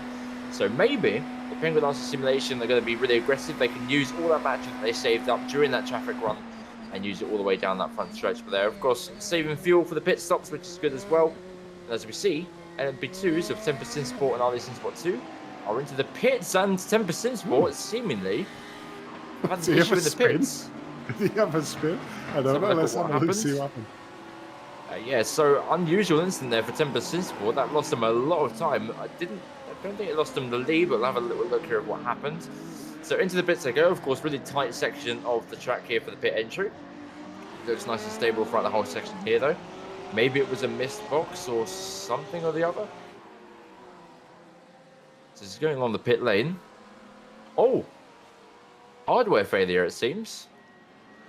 Car just stopped, didn't it? Hardware failure for the Temper Sim Sport machine. I saw the wheel flick all over the place, and his wheels are darting all over the place. As well as we see a move there from Penguin Simulation, forcing a Sim Racing Future off the track completely. It's a really aggressive move there by Penguin Simulation. I said they need to step up the aggression, but I think that was a bit too bold and brave there from Penguin Simulation. Of course, we'll have a look what happened back on that in full detail there when you got the half picture of that. But yeah, really aggressive move by Penguin Simulation. They would take the lead, but they may not hold on to that for much longer, as some form of penalty or a give back position might be coming their way fairly shortly. Yeah, it certainly is, as we're watching all the LMP2 field pretty much coming into the pit lane in the same lap here to do their very first pit stop of the race. And I was just going, as we see a spin from Valhalla Motorsports from Michael Wilkoff there in 12th place. And I think his car is pretty much toast. He is going to have to tow back to the pits, and indeed he does, which will lose him even more time. So it'd be interesting to see what happened to him, because it looked like he had a pretty severe smash into the wall there. But as we watch Brian Sean there in 10th place for Penguin RC Simsport, let's have a look at this replay. Yeah, so as it comes through the right-hander here of Revanche, going into no-name section as well, probably just gets a little bit too much speed going in. Yeah, too much engine braking, too much speed, front end doesn't agree with it, and iRTES Sim Sport 2 clobbers them as well. So iRTES Sim Sport 2 seemingly must have some front end damage from that contact there. As we see back on board with them now, it seems like they don't have a lot of it on the front end. I believe I see a little bit of a scratch on the front right of their car there. Yeah, they pull into the pits now. That must be a meatball flag for them. So that's so unfortunate for Peter there. Down in P5 now and dropping down the order even more so with this. So iRTES Sim Sport staying LMDH goes from bad to worse to worser to worst-ist. Lots of worstists there from you, Owen. I don't know how many you could get in there, but you got quite a few. But yeah, I mean, it certainly is. But luckily, it's within that window probably of the pit stop, so they will be able to use their fast repairs to be able to get that car repaired and get out, and hopefully won't lose too much time. But looking back at the LMP2, whatever happened to the hardware at the start, they got that pretty sorted straight away. Still managed to keep that lead, but that lead, which was around about 10 seconds, is now come massively down to 2.9 seconds. So iRTES Sim Sport 3 only 3 seconds behind Temper Sim Sport. But the speed of that Temper Sim Sport team will probably be able to extend that back out, because they seem to be extremely quick here at Spa today, and managing the traffic extremely well as we move back up to Christopher in the Imperial Motorsports in P5 in that GT3, still in a battle with a two-pack racing team in front of them in P4, but do have a lot of these LMP2 cars around them that seem to be very aggressive here today in Spa, literally just trying to get there. As we see there, Christopher just moving over slightly to let one of the, I think that is an LMDH car, through here at the coming round through Stavron. It's and that's what I was saying earlier on, that these GT3 cars, you need to be like a chameleon, looking at cars behind you as well as looking in front of you, and that was a great sort of move there to move over to the side to let that LMDH through, because I think he was going to come through whether he'd given the room or not there. Yeah, indeed. It's always difficult in the GT3s to try and be as predictable as you can, but that's what you have to be, really. You have to allow the LMDHs to find their way around you whilst you have to be as predictable as you can to let them do their job as safely and as easy as they possibly can do as well. But I do want to pay attention, of course, to the LMDH leaders again. Of course, that incident is under investigation between Penguin RC Simulation and Obsidian Racing Future as well. So if it's possible, I'd like to have another look at that, because of course we saw pretty much the aftermath of what happened there, but the lead up to that incident was something that we didn't see as well. So we'll have that running for you in just a little while as well. But yeah, of course they retain that lead by around about 2.7 seconds, but it doesn't seem like Obsidian Racing Future have any damage from whatever happened there as well between the two of them. So they are only about 2.7 seconds away, and that gap hasn't elongated at all due to any damage so far. So Obsidian Racing Future just has to man their way back through the field and try and catch up with us as best as they can. So we believe this is the replay for you here. Yep, it seems like it. So very, very close to the engine they coom there. Obsidian Racing Future is ahead going into the corner. Penguin RC try and force their way through. It seems like Obsidian Racing Future just ran themselves out of road there. So from the scenes of it, it doesn't seem like Obsidian Racing Future did much wrong. Neither did Penguin RC Simulation. It seems that they just drove themselves out of road there, trying to go around the outside. So yep, all safe, all clean from my end. So Penguin RC retain that lead, and should do after the incident is removed. Yeah, it certainly has, and from that incident, there's a 3-second gap that has accrued between the top two in the LMDH class. So Obsidian Racing Future has to do it all again to try and erode into that 3.1 seconds. But the Penguin RC Simulation in that Cadillac is doing extremely well, as we see Pneumatic Motorsport Blue coming in for their pit stop up on the jack stand, so changing some of the tyres. But we see another LMDH car, the Organisation Pro, and the leaders are coming in to the pit lane as well, closely followed by Obsidian Racing Future. So very much the time of the day for the LMDHs to come in for their first stop of the round here. Currently 46 minutes in to this 3-hour race, and we're starting to see some of the top runners into the pits. Yeah, so this would be the time now where, you know, you kind of want to pit pretty much away from traffic as much as you possibly can do, which these guys have done already. So, of course, it's hard to tell with the amount of traffic that there is and the amount of traffic is spread out so far. So it's kind of hard to pick a clean spot as much as you can. So it's more just about saving the fuel and kind of putting your tyres in the best possible spot for the final stages of the stint as well, which Obsidian Racing and Penguin RC Simulation did evenly as well. So they had good pace all the way through and have been evenly matched so far. So let's see what they're like out of the pits, which we'll see fairly shortly as well. Which they've both left the pit lane now when they are trying their way back through. But this is obviously in Racing Future, at least from the standings wise. They're still stationary. They've gone up on the jacks now, so they're all, of course, taking tyres for this next stint. And a stern warning to iRTES Sport 2 and Penguin RC Simulation for weaving on the formation lap. So, yeah, interesting warning there for the weaving on formation lap, but a warning nonetheless. So, yeah, they'll be paid close attention to if any further incident was to occur for them. Yeah, just looking down at the GT3 battle for the top two, and Tempest Simsport that earlier on was leading the RD Simsport 4 team has really dropped off the pace now, around about 5 seconds behind the leaders in that GT3 class. So been hindered by a lot, and I think Jorge has really got to compose himself again. You can see it, we saw him quite a few times there flashing his lights at the rest of the LMDH and the LMP2 field for their aggressive overtaking movements, but really has sort of dropped off a little bit of the pace at the front of there. You can see the gap there, 4 seconds to the RD Simsport 4 team.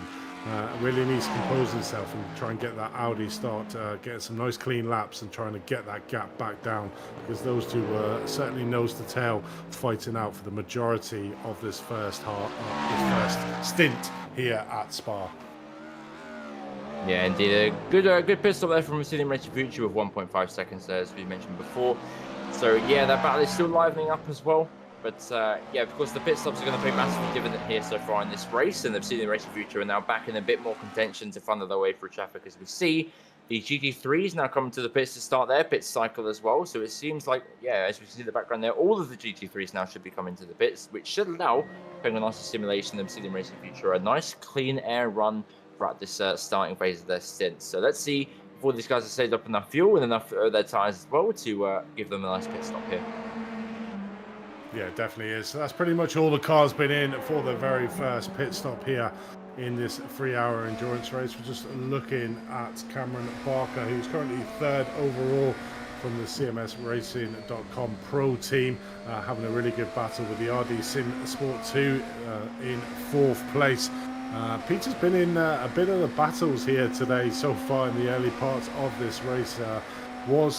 Did start this race in P4 overall, sorry, in P2 overall, down 3 places into P4, and is really having a battle on his hands with a lot of the drivers around him, and then obviously the traffic behind. So Peter not having his all his own way. Normally is an extremely quick driver, but struggling a little bit out here in his stint, currently in P4 overall, and chasing down the CMSRacing.com Pro team in P3. So this is probably one of the closest battle. The top battle there, 1.3 seconds. That's coming down as well.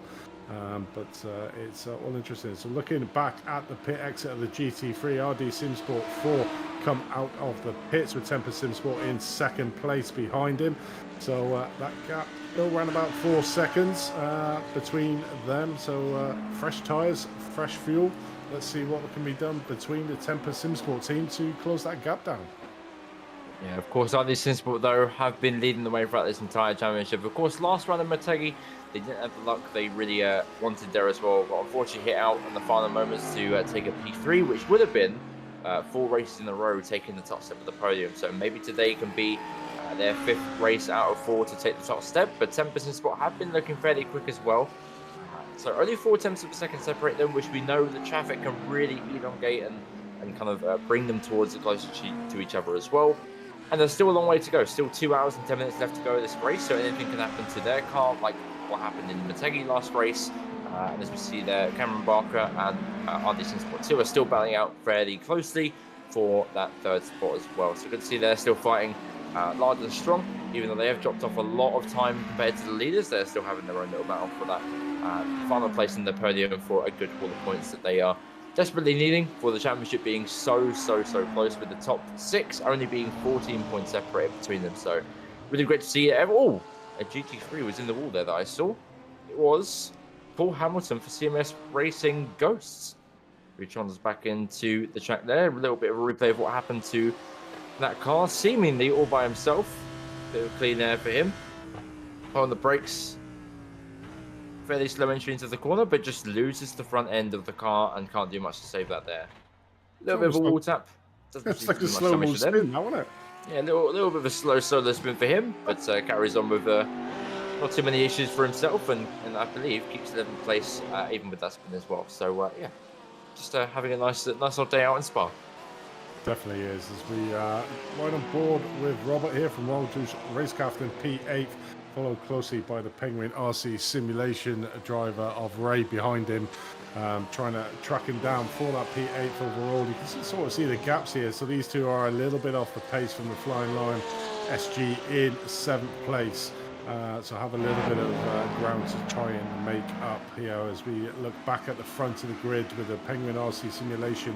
That gap has massively come down now. We're seeing a racing feature 0.5 of a second, so there is an LMP2 car stuck in between the two, but Obsidian Racing Future should be able to get past them relatively easy coming down here into the campus section. And say easy, it's a bit of a struggle there for the Obsidian Racing driver, having to use probably a little bit of his hybrid power to get around him through the campus section of this track, but loses a little bit of time there. Was 0.5 of a second, now back up to 1.2. It's just like a yo-yo really, isn't it? As soon as they get a little bit of traffic, then the gaps sort of increase.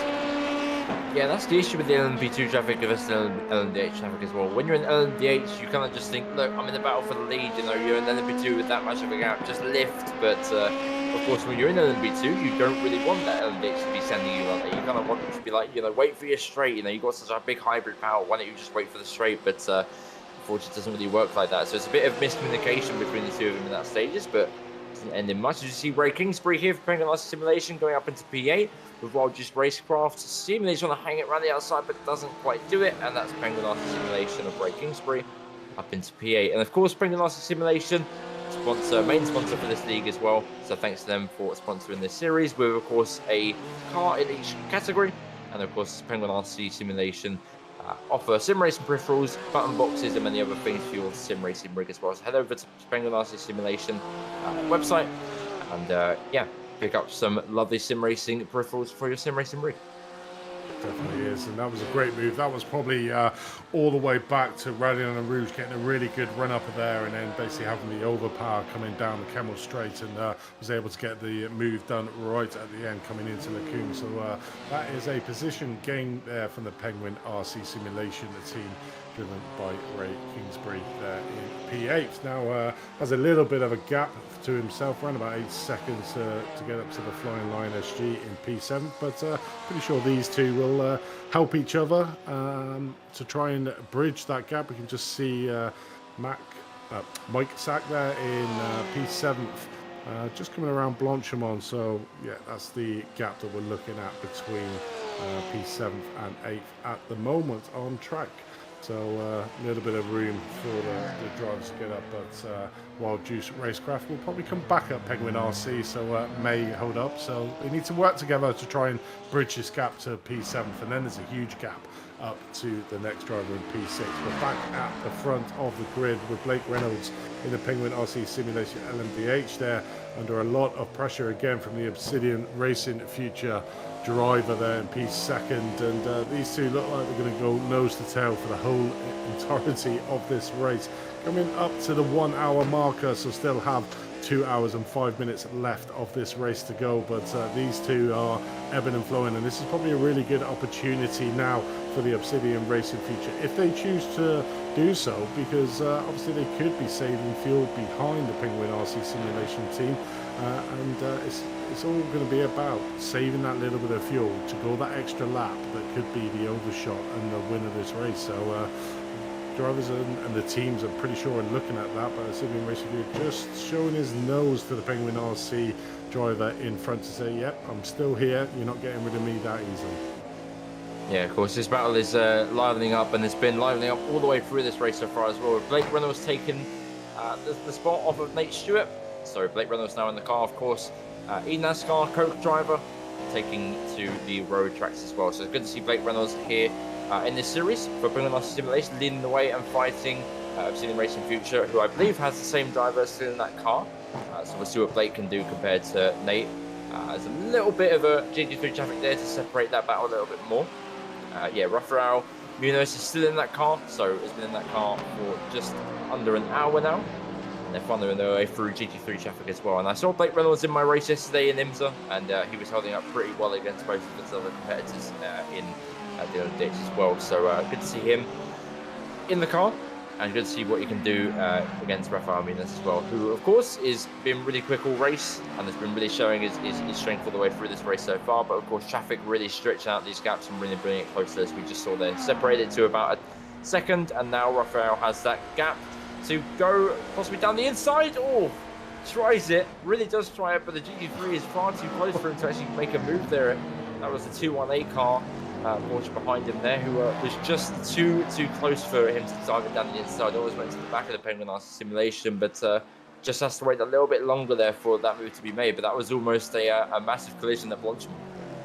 Yeah, it definitely was. I mean, he had the massive amount of overspeed on the Penguin RC, but couldn't find that gap, and literally did really well to control that car to not hit into the back of the Penguin RC Simulation team out in front. So lives to fight another day, both of these teams, and you can see how super racy these are in the pack. And Obsidian Racing, I thought he said he was going to stay behind, but he's not. He's pulled out to take the pass and move, and made it really easy, using a lot of his power to just get that move done over the Penguin RC Simulation, and goes to the head of this field. So Obsidian Racing Future again take the lead in this race.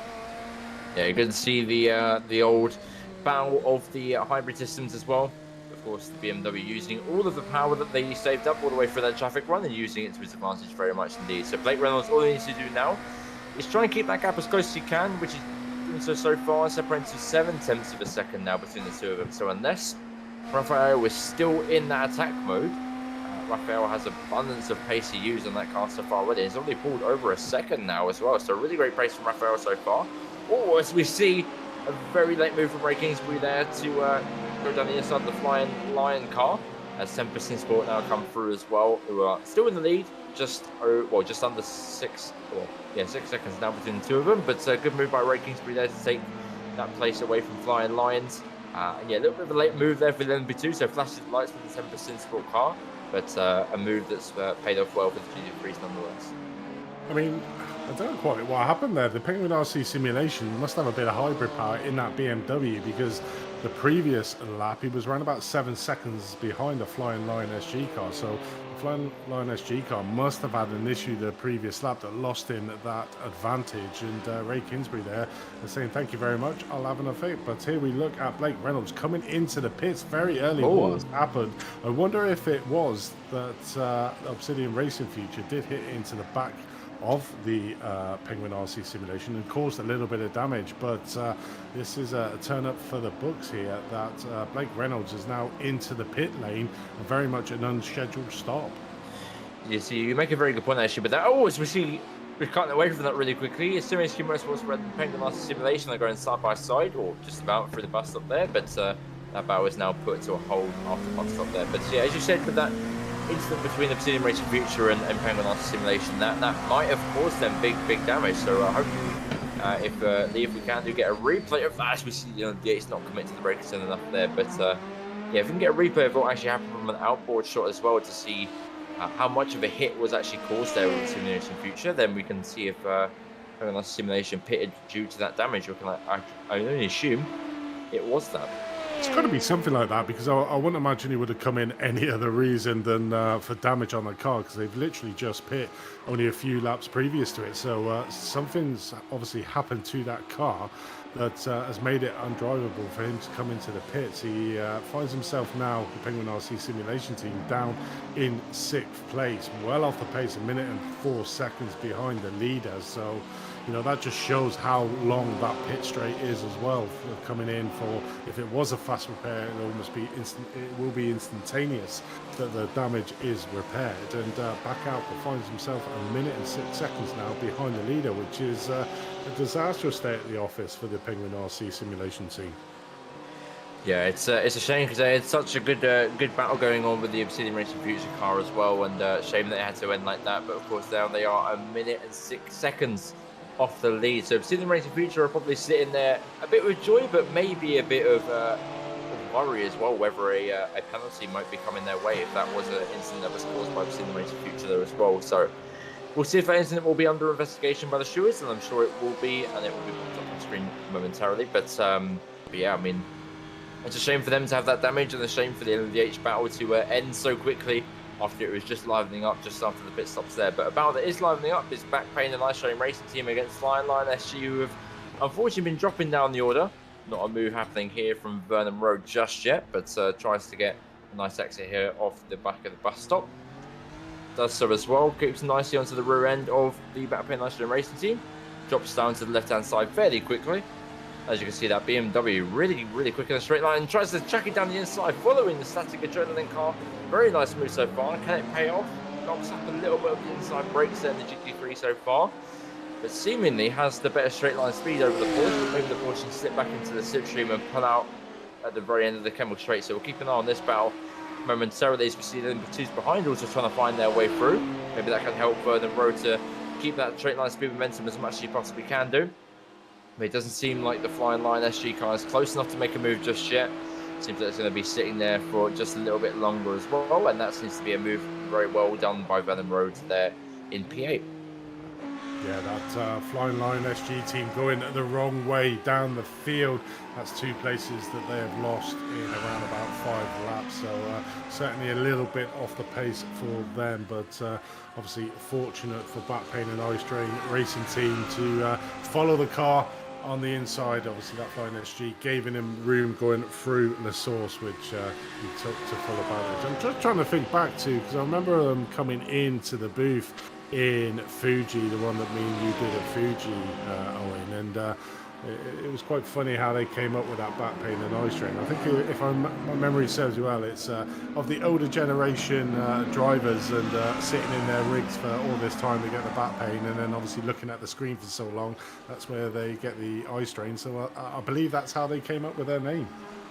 It's very inventive. I always love seeing the creativity of the names in that racing, and of course the liveries that make up for it as well. So it's good to see that the creativity never ends in these leagues that they take so seriously as well. So a bit of light-hearted fun to take the pain away from the back and the strain away from the eye as well. So yeah, good for them to get up into P8, and hopefully they can move forward as much as they can do to win. Yeah, definitely is. I'm not seeing any incident looking at the stewards for Obsidian Racing Future at the moment for the head of the race. Obviously, with that incident, possibly with the Penguin RC Simulation LMDH team there that came into the pits. That's why we're seeing them in P6 and a minute and 5 off the pace. They took a very much an unscheduled pit stop that put them down. The order was very much in a hot battle with the Obsidian Racing Future for the overall lead in the LMDH and overall lead in this race, but that seems to have been put to pay. But the gaps now are slightly to come back. Look at P2 and 3. They are 15 seconds behind the Obsidian Racing Future team, so we could have a few more cars into the fray when it comes to the end of the race. But looking at here, we're looking at Joel Banks. Marjon Banks, I think that's how you pronounce it. There, the Penguin RC Simulation LMP2 in P3 at the moment, getting swamped a little bit by one of the LMDH cars in front, but finds himself in P3, followed closely by the SimHQ Motorsport Red team that's literally just behind him. There you can see on screen, so those two very much in a battle for that last podium position in the LMP2 class. There's a bit of a gap, 20 seconds to the RD Sim Sport 3 team there in second, and a lot of siving going on track between these two as well. Yeah, it's very close there between Garrett Wilburn in the Sim Republic SR3 and the Organisation Pro-Am cars there, which are crossing and diving there. And speaking of crossing and diving, we have a dive down the outside. Miguel Kerman there for Sim Racing PR, and Imperial Motorsports has the overlap there and uses it really well, gets a nice exit of a bus stop, and goes into P3 as we have the LMDHs coming through as well. So hopefully you can follow the SimHQ Motorsports orange machine there. Imperial Motorsports stays behind thus far, but down into the run down to Kemmel Straight. Maybe Imperial Motorsports can get that run that they ever so need to pass Sim Racing PR back again and get up into P3. But around about 5 tenths of a second separate them two now, so it seems like Sim Racing PR keep that move, and it's a move very well done by Miguel Cronin there to take up P3. I'm pretty sure that would be disappointing to the Tempest Sim Sport team up in second place at the moment, obviously trying to bridge that 10-point gap they are to the Sim Racing PR team. So with them behind them, the points difference probably a lot less than what they were hoping for, the Tempest Sim Sports, but they certainly dropped off the pace from the RD Sim Sport 4 team, now 13 seconds behind. So have really dropped off the pace. They do have a new driver in that car at the moment. In fact, both of the drivers, Steve Mello driving the RD Sim Sport Paul and Paolo Francesca there driving the Sim Sport, and the difference is around about a second a lap between the two cars. That's why that gap is increasing in the GT3 cars. So pretty sure when the faster drivers get into the car, it's going to be a tall day of the office to try and close down that gap, which seems to be increasing rather than decreasing for the top two in the GT3 class, and that gives the opportunity for the Sim Racing PR team to try and close down the Tempest Sim Sport team as well. That's not that far behind, only 4 seconds behind the Tempest Sim Sport team. So after the great start that they had in this car, this Miguel is trying to track down that second place overall, and it's well within his sights. Yeah, indeed. It's a shame that they've dropped off so much, actually. I mean, obviously they had, as you said, such a good run at the very start of the race with Tempest in Sport leading the way, and then just as the pit stops happened, just as the traffic came into effect as well, it's kind of slipped away from them. So yeah, shame for them, but good for Sim Racing PR and the guys behind, as you said, trying to chase down the Tempest in Sport machine into P2 as well. But back on board with Paul Grasser here for the Organisation Pro-Am, just in the outskirts of the top 5 for the Sim Republic SR3 machine. We're currently navigating their way through traffic as well. Very close battle here that has been going on for quite some time now. A little bit of a poor exit there from Paul, and the Sim Republic SR3 machine getting right up the rear end of the Organisation Pro. What we saw earlier on with Sim Racing Future and Pegasus Simulation that ended a bit in tears. The Pegasus Simulation car in front, so hopefully this is not a repeat of what happened earlier on. But Seems to be nice and well put here. Maybe tries to go for a move down the inside, a little bit too far back to go for a move just yet. So maybe try and use the slipstream to his advantage to get him down into the Lakeholm chicane. But losing a little bit of time around bus stop here. A little bit of a gap is separating them, but a little bit of a twitchiness from the rear end of that LMP2 machine with that floatiness of the rear end now, making it so much easier to lose the rear end in that kind of fashion. But keeps it well held within the track limits. There's only about 6/10 of a second, 5/10 of a second away from the Organisation Pro-Am car ahead. So might need to work a little bit harder to try and catch the Organisation Pro-Am machine ahead of him through this twisty section of Lakeholm as well. But an objective that I'm sure he can achieve with the gap they have. Yeah, definitely is. So we'll see if a passive move can be done by the Sim Republic SR team here coming down. Coombs pulls out to go down the inside, but then realizes he's not quite close enough. So rather than battle it quite close, they can work together to try and close down that gap for the cars in front as well. But certainly does have, looks like he has the ability to make that. You can just see how quickly or how much better he is on the braking coming into the corners. Is a Sim Republic driver over the Organisation Pro-Am team. Oh, as we see that a little bit sketchy there coming out through No Name, coming down into Pouhon. So that back end of that car is certainly twitching, still going extremely wide into Pouhon. I think the time model that they've actually brought in, a little bit of flash in there because he's going to be held up by the GT3 car and lose a little bit more time. Manages to get past there, loses a little bit of time over the Organisation Pro-Am team in 5th place, but not too much at the moment. But the time model in iRacing now I think is really good. So you know, if a driver does make a slight mistake and spins it or whatever, it takes a little bit of time for the tyres to cool down, which makes it very much more realistic out on track. So we saw a little bit of twitchiness there between the back end of that LMP2 car. But we're joining back up with the 2nd place of the CMS Racing.com Pro team, who has the RD Sim Sports behind him, pushing him extremely hard for the top 2 positions here in this class. There is a big gap now with these 2 cars fighting out. It was around about 14 seconds, now up to 16 with these 2 fighting for Obsidian Racing Future to get out in front and maintain that lead. So at the moment they've got a healthy 16 seconds gap over the 2 cars that we're watching currently on screen fighting out for that 2nd place overall in this race and 2nd place in the LMDH class.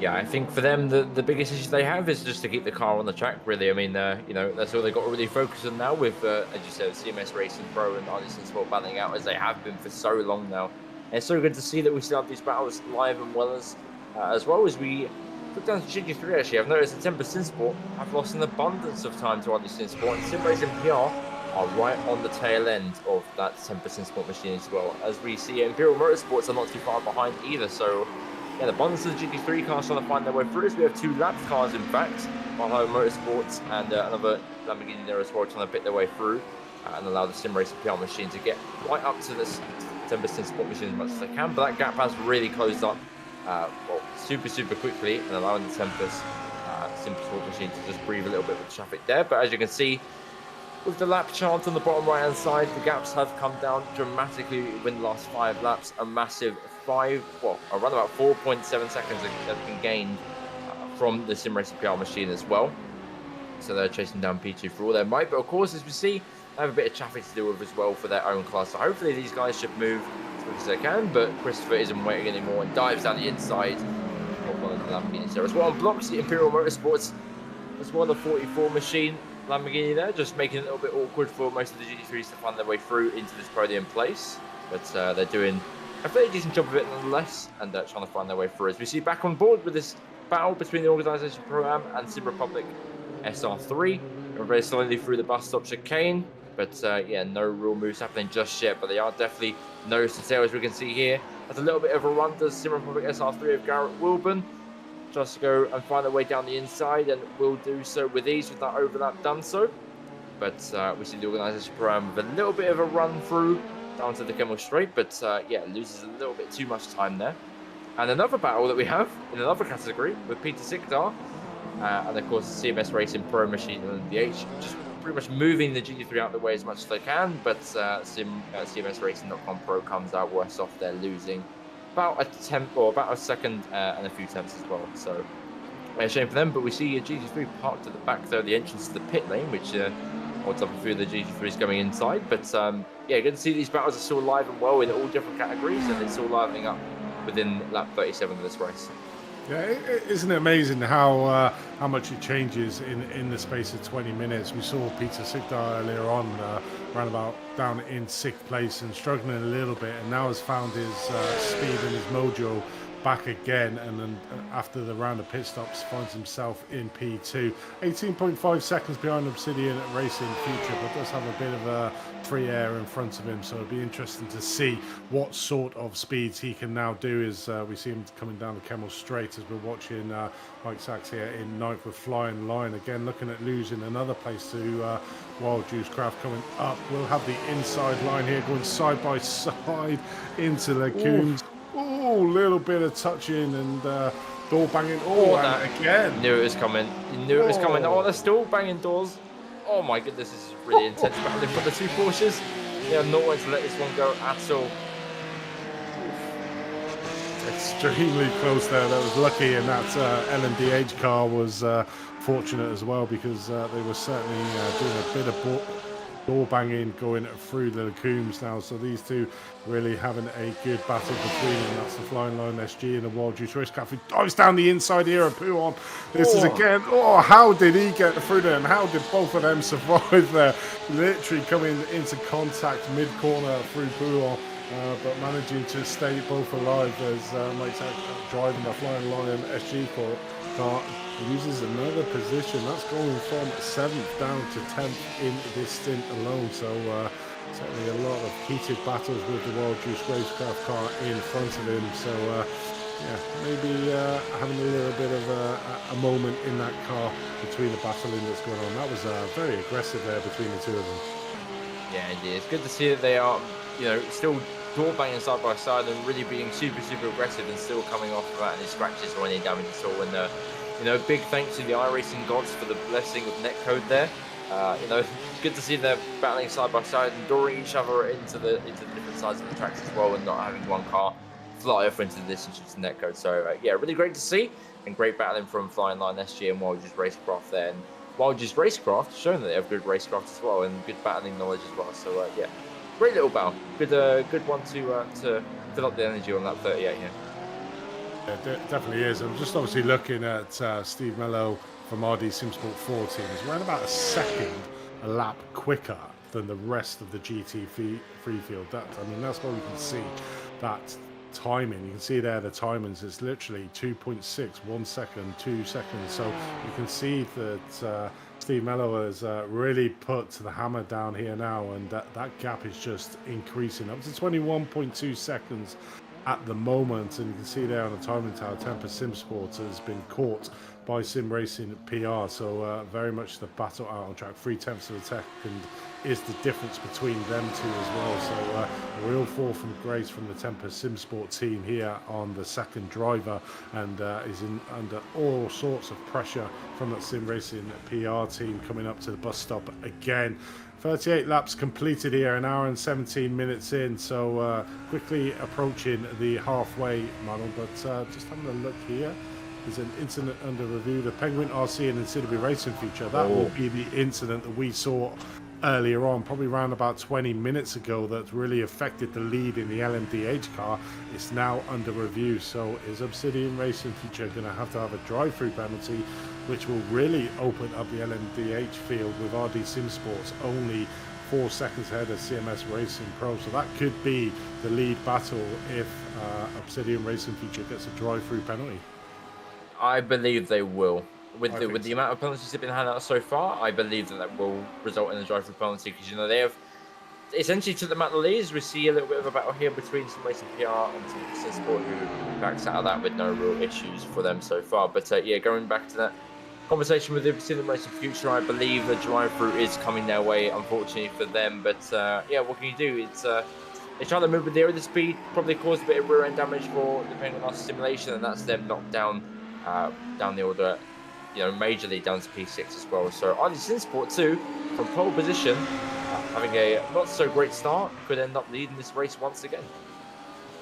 You can, and that's what we say then. That's the beauty of these endurance races, is that anything can happen. You've got to keep on going, you know, even if you're having a bad time at a particular point in the race, because it's so long, anything can happen.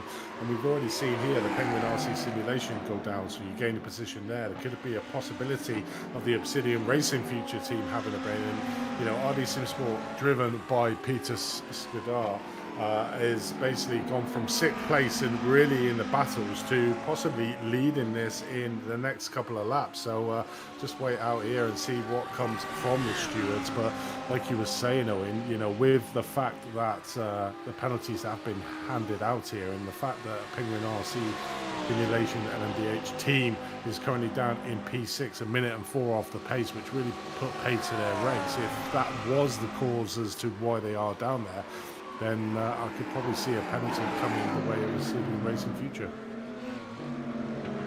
Yeah, and there's more focus back on that little battle as well between, well, not only GT3, which is living up with a great exit from the Sim Racing PR machine, might find their way down the inside of turn 1 here, which they are looking towards the inside. A really big lunge there, forcing them to have a little bit of a worse exit there, and gets a great exit for themselves. And Sim Racing PR falling to 2nd place now, with 10% Sport not too far behind those. Not as big as the gap was with Sim 4 with the move down to turn 1. We'll show you, of course, the Sim HQ Motorsports Red Machine and the Penguin RC Simulation side by side, almost going through into the Vanya chicane. But that comes into no avail so far with Ewan Marshall and the Penguin RC Simulation at the 2 machine. But as we see on the standings on the left-hand side, the Sim Racing PR and Temper Sim Sport battle seems to be just chilling for now. And they seem to be in a nice little position there. As Felipe Silveira comes into the pits from the lead of the race, as well as RD SimSport 3. So the second round of pit stops for these LMP2s are happening right now. Yeah, it definitely is. And getting into the second round of the pit stops. And, you know, these pit stops do throw up. It's all about how many tyres do you change, how much fuel do you put into the cars. Ooh. And that's always we see. Literally, two LMP2s battling out and going really deep into the bus stop there. And oh, they're both pitting as wow. well. Oh, my goodness. Wow, okay. That was a very aggressive move, if that was indeed the pit stop. Just wanted to get in front of the Penguin RC Simulation MP2 team, but luckily, if they were both coming in for their pit stops, no real damage done there with them able to use a fast repair, but yeah, completely outbroke yourself there. Yeah, so apologising them is John Majoro Banks, and gives the position back to the Sim HQ Motorsports. So it's a really great show of sportsmanship there from John in the Penguin RC Simulation and the B2 machine, with that really late lunge and obviously causing that issue before the pits as well. So yeah, great to see that as we see the 10% Sport up on the jacks to change their tyres and complete their pit stop.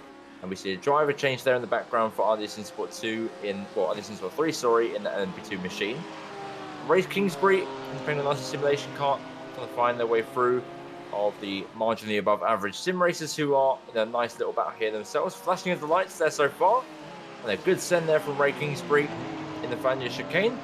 Takes that P5 with, yeah, little to no issue there. So great little move there from Ray Kingsbury to fall into that P5 with no real big issue for that car there. See 10% Sport as well coming out the pits with RD SimSport 3 as well, following by 8.3, 8.2. So guys fizzled themselves out just after the pits, so the gap is around about 7.8 to 7.7 seconds now between the two LMP2 leaders so far. So yeah, nice clean pit stop for Felipe, and as he still retains in the car after this time, so potentially next stop he will be out of the car, but a new driver for RD SimSport 3 is in that car now, so let's see what he can do compared to the predecessor who started off this race as well. So a good start by Temper SimSport. Let's see if they can hold that lead throughout this entire last stretch as well. Yeah, just obviously recapping Temper SimSport, they did have a 10-second gap going into the pit. First around the pit stops, they basically looked like they had a hardware failure going into it, lost that advantage, came out around about 2.4 seconds, and now come out after the second round of pit stops 7.5 seconds to the good. So still maintaining that number 1 position with RD SimSport 3, trying to chase them down at the moment. Just looking further down, Blue Shell Racing looks like they've had an incident, gone back to the pit, so I think they've had a crash somewhere out on track and find themselves towing back. Let's have a look and see what happened. So that is coming through. That's going extremely slow. That's fuel. Yeah, it's going to be fuel. The pit stop was happening. The pit stop cycle for the LMP2s, and yeah, that he is parking that car with no real other issue to that car at all. So it must have been a fuel issue for him. So that's incredibly unfortunate for the Blue Shell Racing team. But they find themselves out of contention completely, and that is Penguin Master Simulation now on a podium place with SimHQ Motorsports Red in P4. And speaking of SimHQ, we have James here. James from SimHQ Motorsports. Of course, your guys out there today doing a very solid job. Of course, SimHQ Motorsports Orange LMP2 in P4, and LMP2 SimHQ Motorsports Red in P4 as well. So, James, tell us about the race today from your perspective. It's always difficult for me because I have to watch two cars and pretty much just trust my guys to do their thing. I don't really get involved in these races with any kind of strategy or anything. And I just sit here and let them work whatever magic they're working. And I think today we're having two pretty good races. The red team are really having to work quite hard against the Penguin team, and that's been ding-dong all the way. And the orange team and LMDH, I'm very happy with the way that we kind of just slowly moving up as other people make mistakes or get penalised. So it's a strange day, really. Of course, and what was the driver's attitude going into this round as well? Of course, Spa being a fairly popular track with your drivers today. Looking forward to this round compared to the rest? I would probably be amazed if anybody doesn't look forward to Spa. I think everybody does. But I do know that one of the red drivers, because all the series have been racing at Spa this week, haven't they? And everybody's looking forward to the Spa 24 hours as well. There's a reason why this, because I'm an admin of this series as well, there's a reason why this race was scheduled for this week, because everybody's focusing towards Spa. But one of the red drivers did tell me earlier the other day that he feels like he's done enough laps of Spa now, thank you very much. But it's a lovely place to be, isn't it? And you get a bit of everything. There's you get the high speed, the pace, and then just little mistakes will cost you quite a lot in this place as well. So it's always full of intrigue, yeah. Yeah, of course, Spa is bringing up very interesting dynamics into the race as well. And with the SimHQ guys, of course, they're on LMP2 and LMP2. What's the preparation for these races like with you guys? Of course, with two cars, you guys more in practice sessions with each other, you know, finding ways around each other with traffic and strategy courses, or are you just letting them get to how they want to practice and leaving them to it? Good question. The way we run the team is very laid back, really.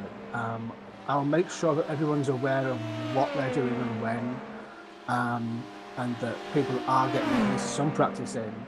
But we don't tend to focus heavily on squeezing that extra 10th out and analysing the telemetry and stuff. If people feel comfortable with the car, I know that these guys can put together clean races and make plenty of spaces of the leaderboard just by staying clean.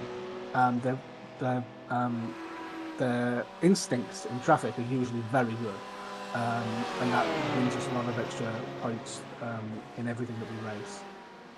So it wouldn't surprise me if some of these guys have done very little sort of actual practice, and it's just part of their rhythm to be and do things.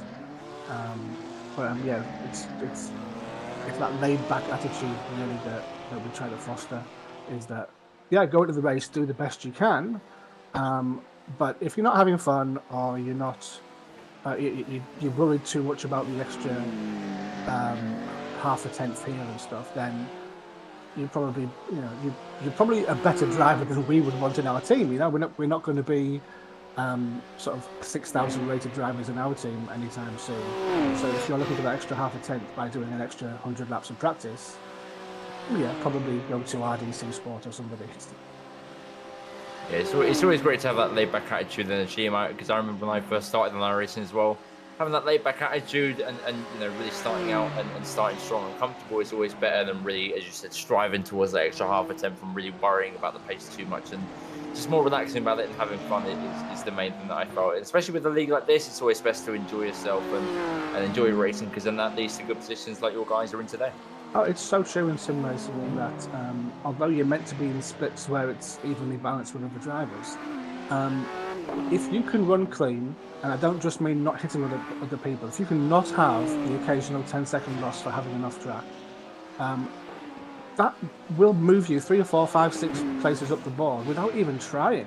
So consistency and just hitting your marks and staying calm is worth so much.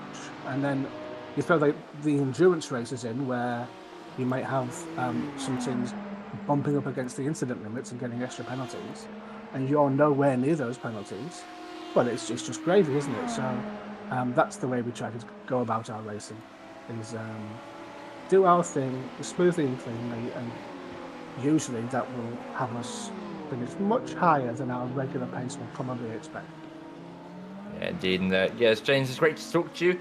I don't know if you've got anyone do you want to shout out or anything you'd like to say on the broadcast before we let you go and go back to your guys. But well, we're always super thankful to our sponsors here, Penguin, and everybody else that's involved in organising and stewarding. We have the live stewards, and they do a great job of turning out every week.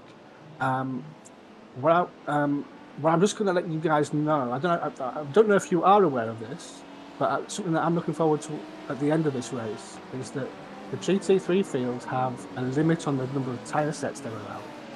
And I'm really interested to see if half the field here are actually doing their long stint on old tyres right now or not. And a lot of these gaps could change quite drastically in the last hour of the race in GT3. So I'm fascinated to watch the lower order of this play out in the last hour of this 3-hour race. But thank you very much for having me. Take care. Yeah, no worries. Yeah, it's a very good point you mentioned as well. We'll keep an eye on that for you as well. And yeah, best of luck for your SimHQ Motorsports guys as well for the rest of the race.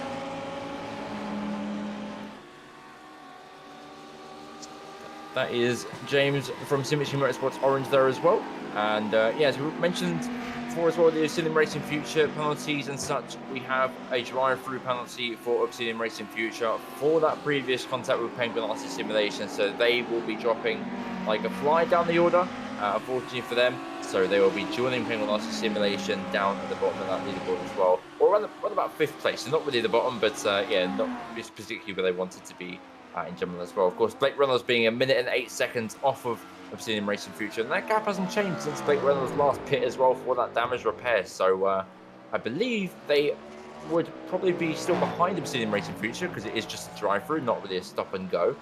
So Obsidian Racing Future may still be ahead of Penguin RC Simulation, which they're coming to the pits now to serve. And iRTES Sport 2 as well, we're still in the pits for a long time. I believe they are serving their, just normal pit stop, regular pit stop for them. So they will be back out on track in 6th place.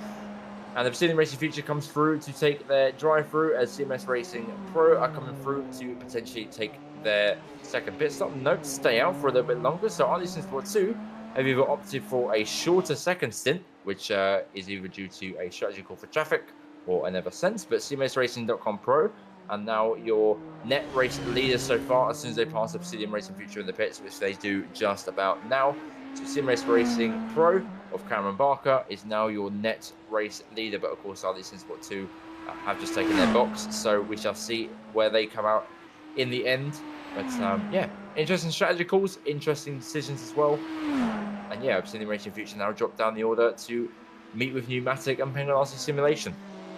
Yeah, it definitely does. And obviously there was an incident as well in the GT3 field. The World Juice Racecraft team had an incident out on track as well that they had to tow back to the field. We did see that while you were conducting that interview with James from SimHQ. But yeah, I'm just having a look at the LMDH field at the moment. So the top 3 still owe us a pit stop.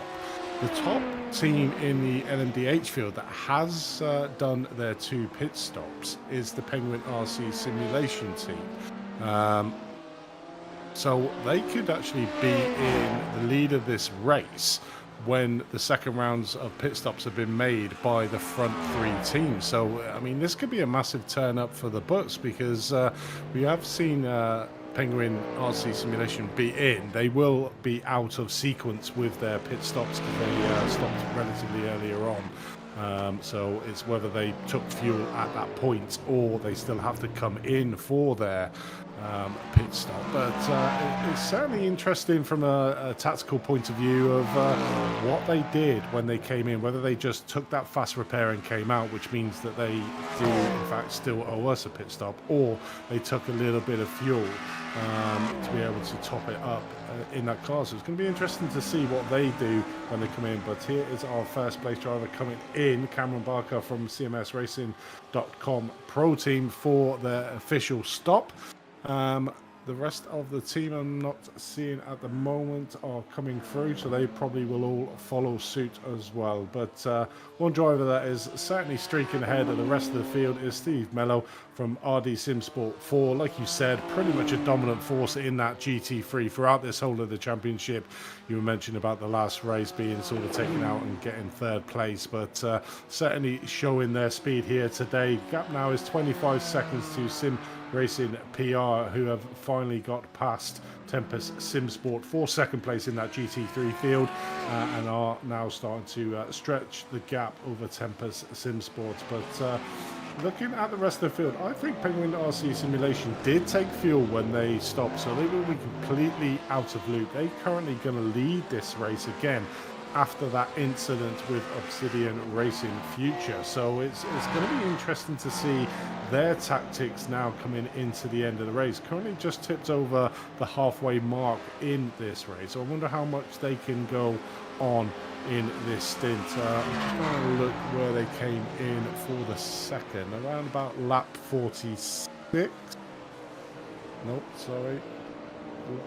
29 was the last time they came in for their pit stop, so I wouldn't imagine they'll be able to go much longer, but having this little bit of free air is really going to help them out to try and get that gap down. I don't think they're going to be in the top three come the unraveling of the pit stop strategies by the end of the race, but certainly have been a car that's on track. Our one and only Cadillac LMDH car in the race, so flying the flag for the Cadillac.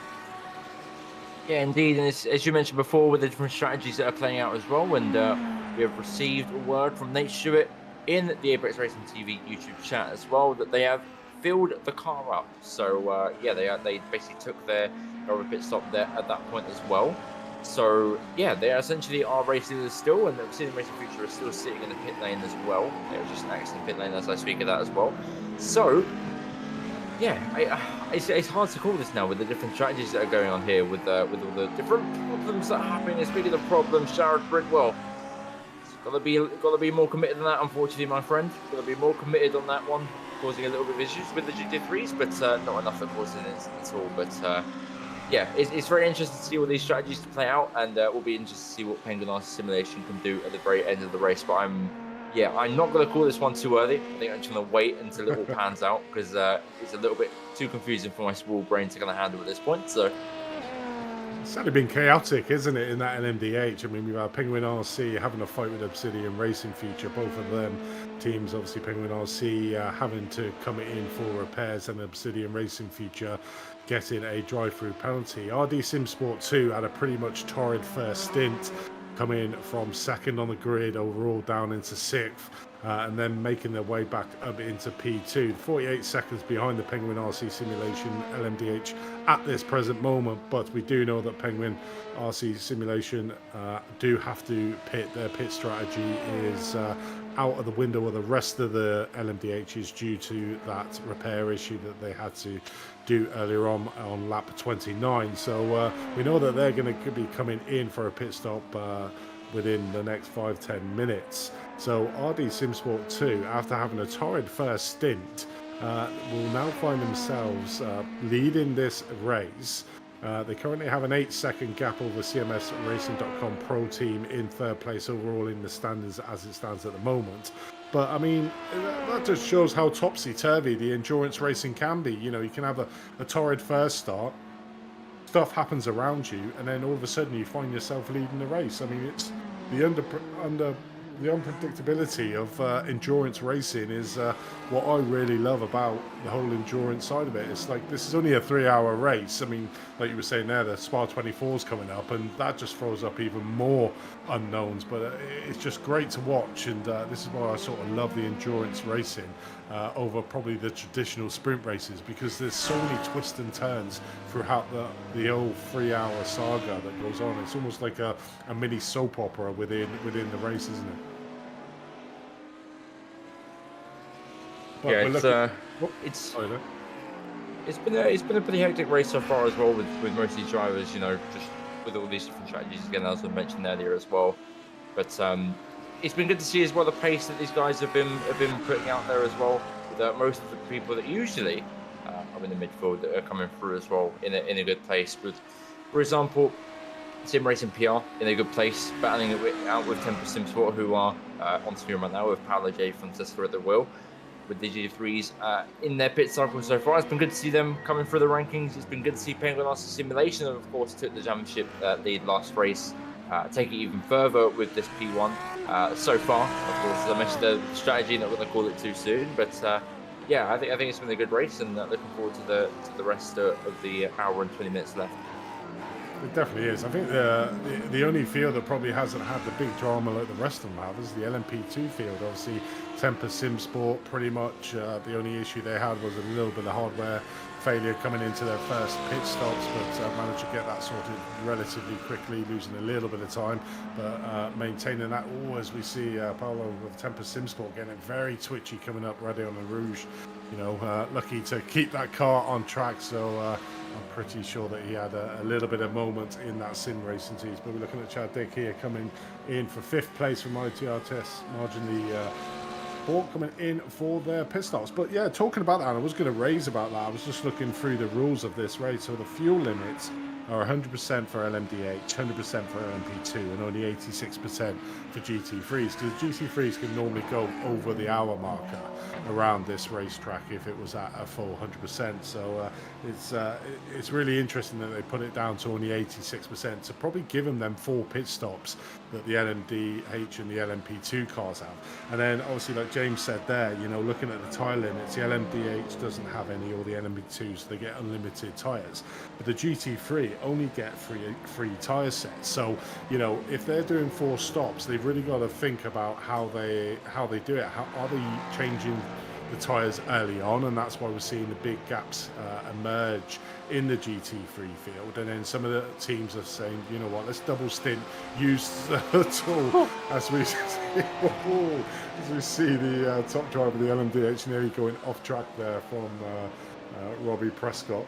And then basically that. So like James said, it's going to be really interesting when we get into the final hours of this race of what happens in that GT3. Have all the teams used all the tyres at the beginning of the race, and have some saved it at the end? And then we'll obviously see that with the lap times of drivers coming through. And it's going to be an interesting end to the GT3 saga that's been going on for this race so far.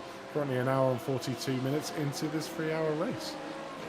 Yeah, I was thinking about, as you were speaking about it just then, that, you know, the best strategy I think for me that I would try and do is you know, go as late as you possibly can on the first 2 stints, and of course then use them 2 tyre sets in the first 2 stints as well. And then on your final stint, we have to make either a splash and dash. Obviously, you don't really need to take tyres in anyway, so you can get away with not using them tyres at all and just keeping them fresh to the end. So we'll probably just about making it as late as you possibly can, and changing the tyres as late in the race as you possibly can to try and manage them the best you can as well. So I think that's the aim for most of the GT3 guys, because they've come in at around about the same points. I've not really seen anyone opt for a later or an earlier pit stop, sorry. So like Super Racing Team, for example, the final one's in so far. So yeah, I think that's the main strategy that people are opting for today. And it seems like the best one to do, really, with the tyres that they get given.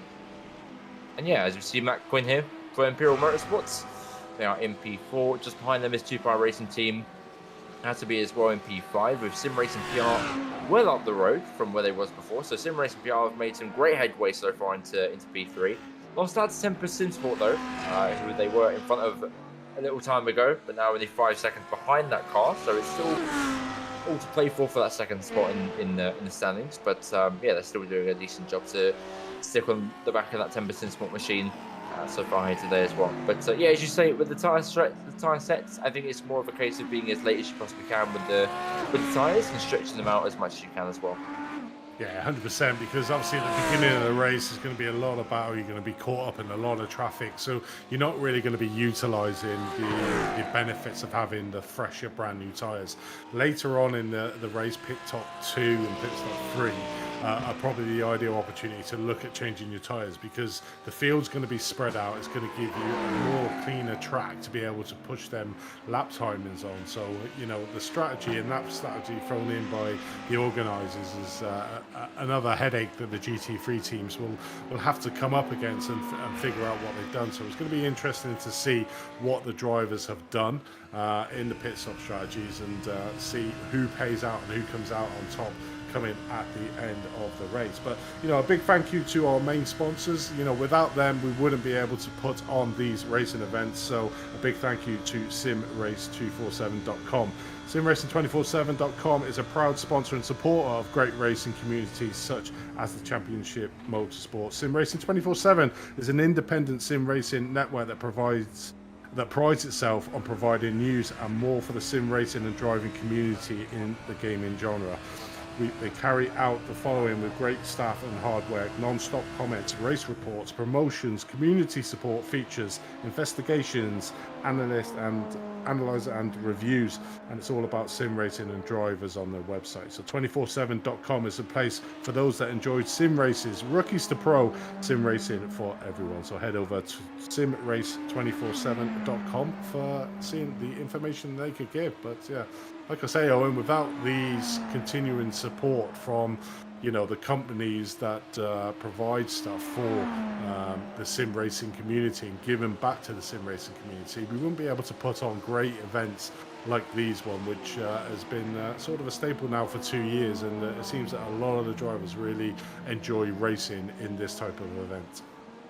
Yeah, indeed. And as you said before, without these things won't be going ahead, and it's always great to see that these companies are trying to get involved with this kind of series as well, and these endurance championships and the different cups of series as well, to really elevate them and make them as best as they possibly can do, of course, not just for this type of series, but also in the bigger leagues as well, of course, with BMW hosting the BMW Sim Cup and all these big championships as well. So it's great to see that all different types and areas of sim racing is all being supported by brands here and there as well. So yeah, big thanks to them two sponsors, and of course we have Penguin Racing Simulation that are doing very well in LMDH so far. They're actually extending their net race lead so far over iRTES Sport 2. So yeah, well, I said at the beginning of the race, of course, being that the Cadillac isn't the strongest of BMW, I think there's been proven to be fairly equal so far here today. It seems to be more of a driver skill rather than the car performance here today for the LMDHs, with Blake Reynolds leading the way so far. Of course, NASCAR driver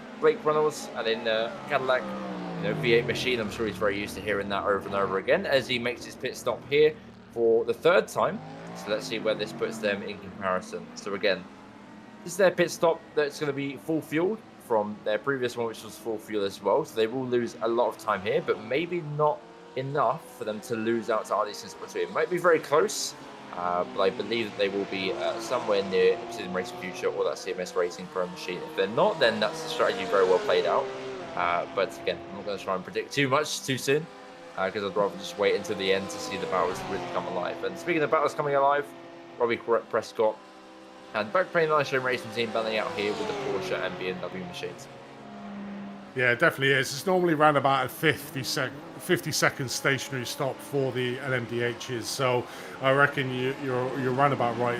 They're going to be coming out there or thereabouts to Obsidian Racing Future, so we could see the battle commence again between what were the early front runners in this race. But certainly the RD Sim Sport 2 will be the new leaders of this race, with CMSRacing.com Pro following on behind them. So around about 8 seconds is the gap between RD Sim Sport 2 and CMSRacing.com Pro in that LMDH field. As you see there, RD Sim Sport 2 take over the lead of this race, and will be ensured before CMSRacing.com Pro come into second place. So I think they're going to be coming out round about Obsidian Racing Future. So it could be an entertaining run-in between them two because they were super close.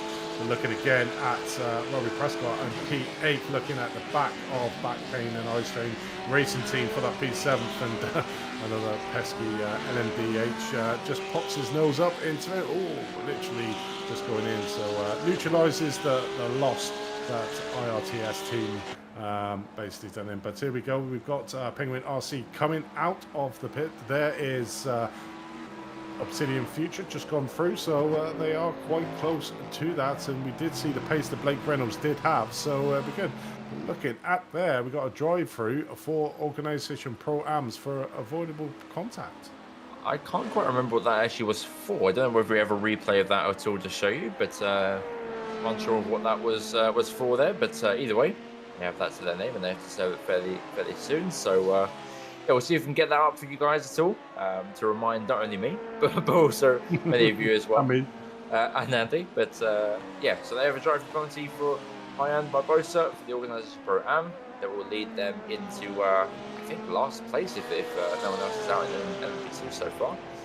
But either way, Robert Prescott, again, on the back of Back Pain Eye Strain Racing Team, who are using a little bit of an adventurous line through the back straight there, down to the Blanchimont.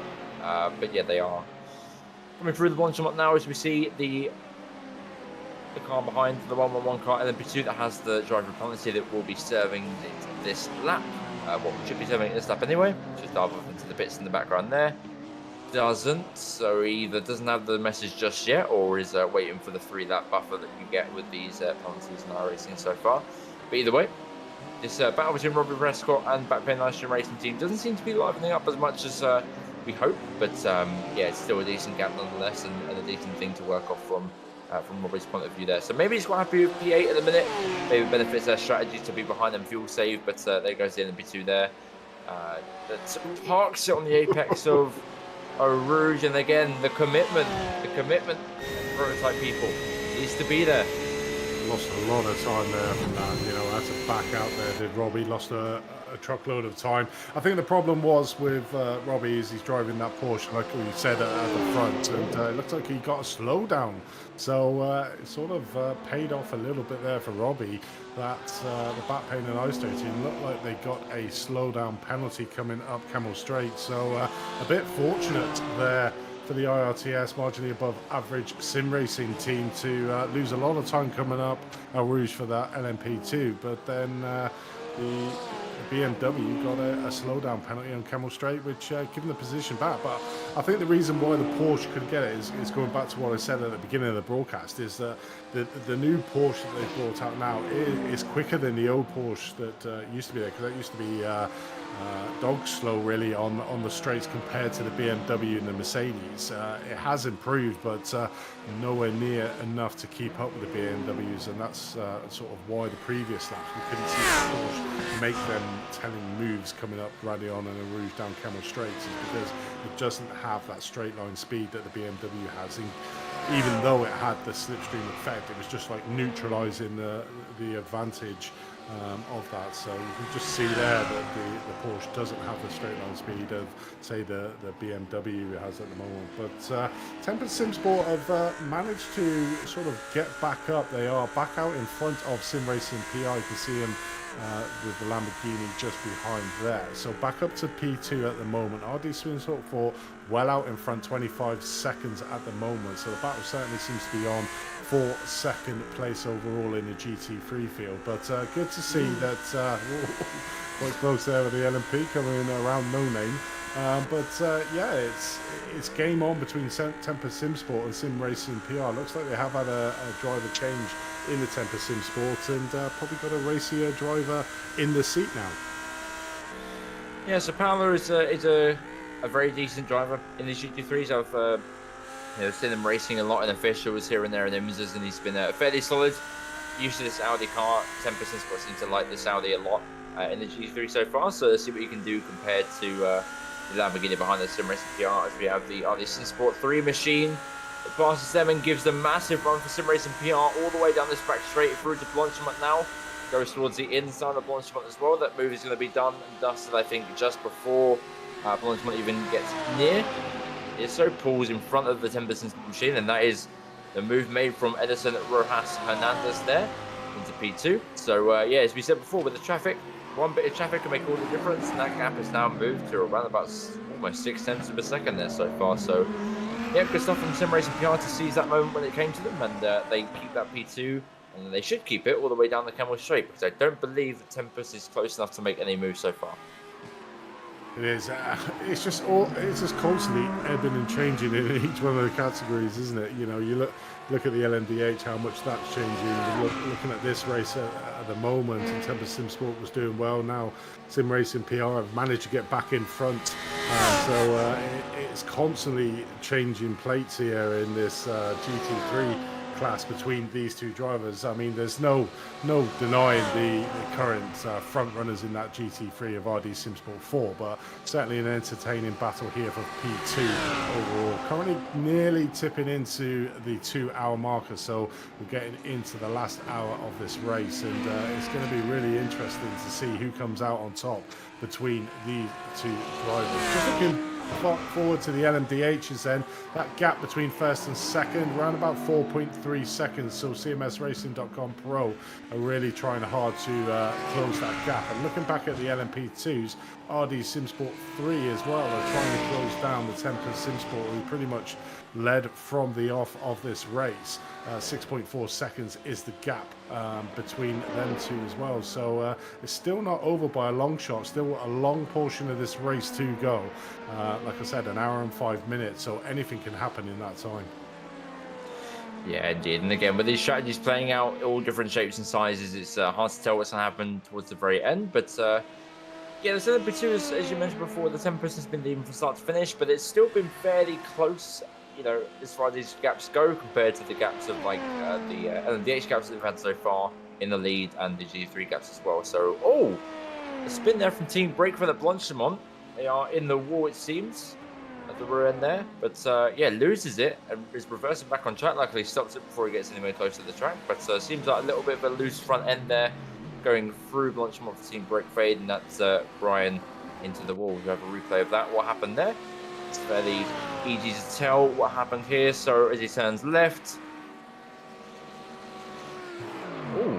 that's just hits that AstroTurf on the outside, doesn't it? And it's a lottery. If you hit that AstroTurf on the outside of Blanchimont, is like we saw there, the back end can just slide right out, and unfortunately it did. So that pay to Team Brake Fade as well. They will have to come in for repairs, but luckily they were able to carry on, and they were quite close to the pits, so won't lose an absolute mountain of time in that pit stop. So should be able to get in there, get repaired if they haven't used their fast repairs. And that's one of the other things about iRacing, isn't it? If you don't uncheck fast repairs and you've got very minor damage, you can sometimes use some of your vital fast repairs on some mediocre damage that you've had in a previous round because you didn't uncheck it. So it's always a good thing to make sure it's unchecked and then check it whenever you need to in pit stops. But I've certainly fallen foul of doing that, and pretty much had a race ending incident that I thought, oh, I've got a fast repair, I'm okay. And then I didn't, because I already used it the pit stop before for very minor repairs. Yeah, it's always an easy mistake to make, and I've done it before, even with tyres as well. Anything like that, you know, I leave down to any spotters or any other driver in the car, so I don't make them kind of mistakes, and it's not really blamed on me. But yeah, it's easy mistake to make, but one that these drivers I don't think have done so far. Well, hopefully they haven't anyway. But back on board with Jared Bridwell. With the RD SimSport 2 machine, they have lost a lot of time so far to SimRacing.com Pro. I don't particularly know if that's traffic induced or not, because the gap was 3 seconds for quite a while between the two of them, and the gap all of a sudden changed to 1.2. So I believe it's either traffic induced, or maybe the CMSRacing.com Pro has found a shed on the pace and now use it to their advantage here so far. But we'll keep an eye on this battle that's ever so slowly getting smaller and smaller, down to what was 9 tenths going to bus stop, but now checked out to 1.1 again. But that gap is definitely coming down smaller and smaller. One that Jared Bridwell is probably hoping that gets further and further away, but maybe a traffic like he's alongside him today is, yeah, usually it's quite difficult to get sometimes on this track.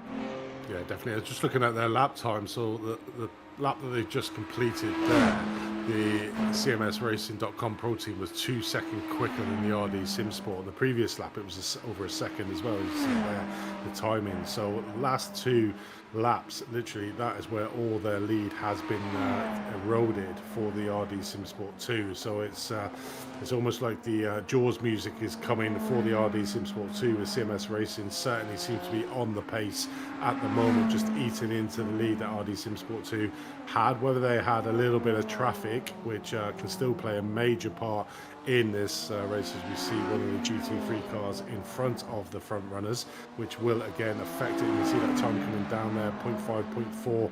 So just that little bit of hold up for that BMW for that LMDH car has eroded even more of the lead, and now it's down to 0.5. So it's really game on for the LMDH class.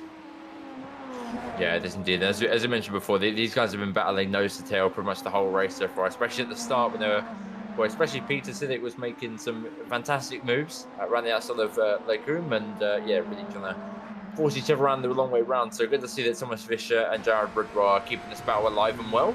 And it seems like Thomas Fisher does have a bit of a pace advantage over Jared Bridwell so far. So yeah, he's going to try and hunt him down as much as you can. You just said Jaws music should start playing right now because he is definitely hunting him down at a rapid rate of knots as well. So maybe he can get to a point where he can really get to the rear of that car, switch into attack mode, and force him all the way through the Camel straight into Lake chicane as well. But Jared Bridwell going a little bit wide into these bus stop chicane corners, which can pay really dividend for the tyres as well, especially the front end, which is one thing you definitely do need in this car is the front end to turn in. If you don't have that, then it's going to be a very miserable ride for you. So it seems like Jared's front end is not really working with him very well compared to Thomas, which is really getting that front end nice and planted on every entry. He's getting 2 temps already through these sections of the corners now as well, and is getting a lot on the straight. So if he can have a really nice section through Lecum and through the rest of the track as well, he can really try and hunt him down into Blanchemont. But it's going to be earlier than expected though. He's really getting on now into attack mode, it seems.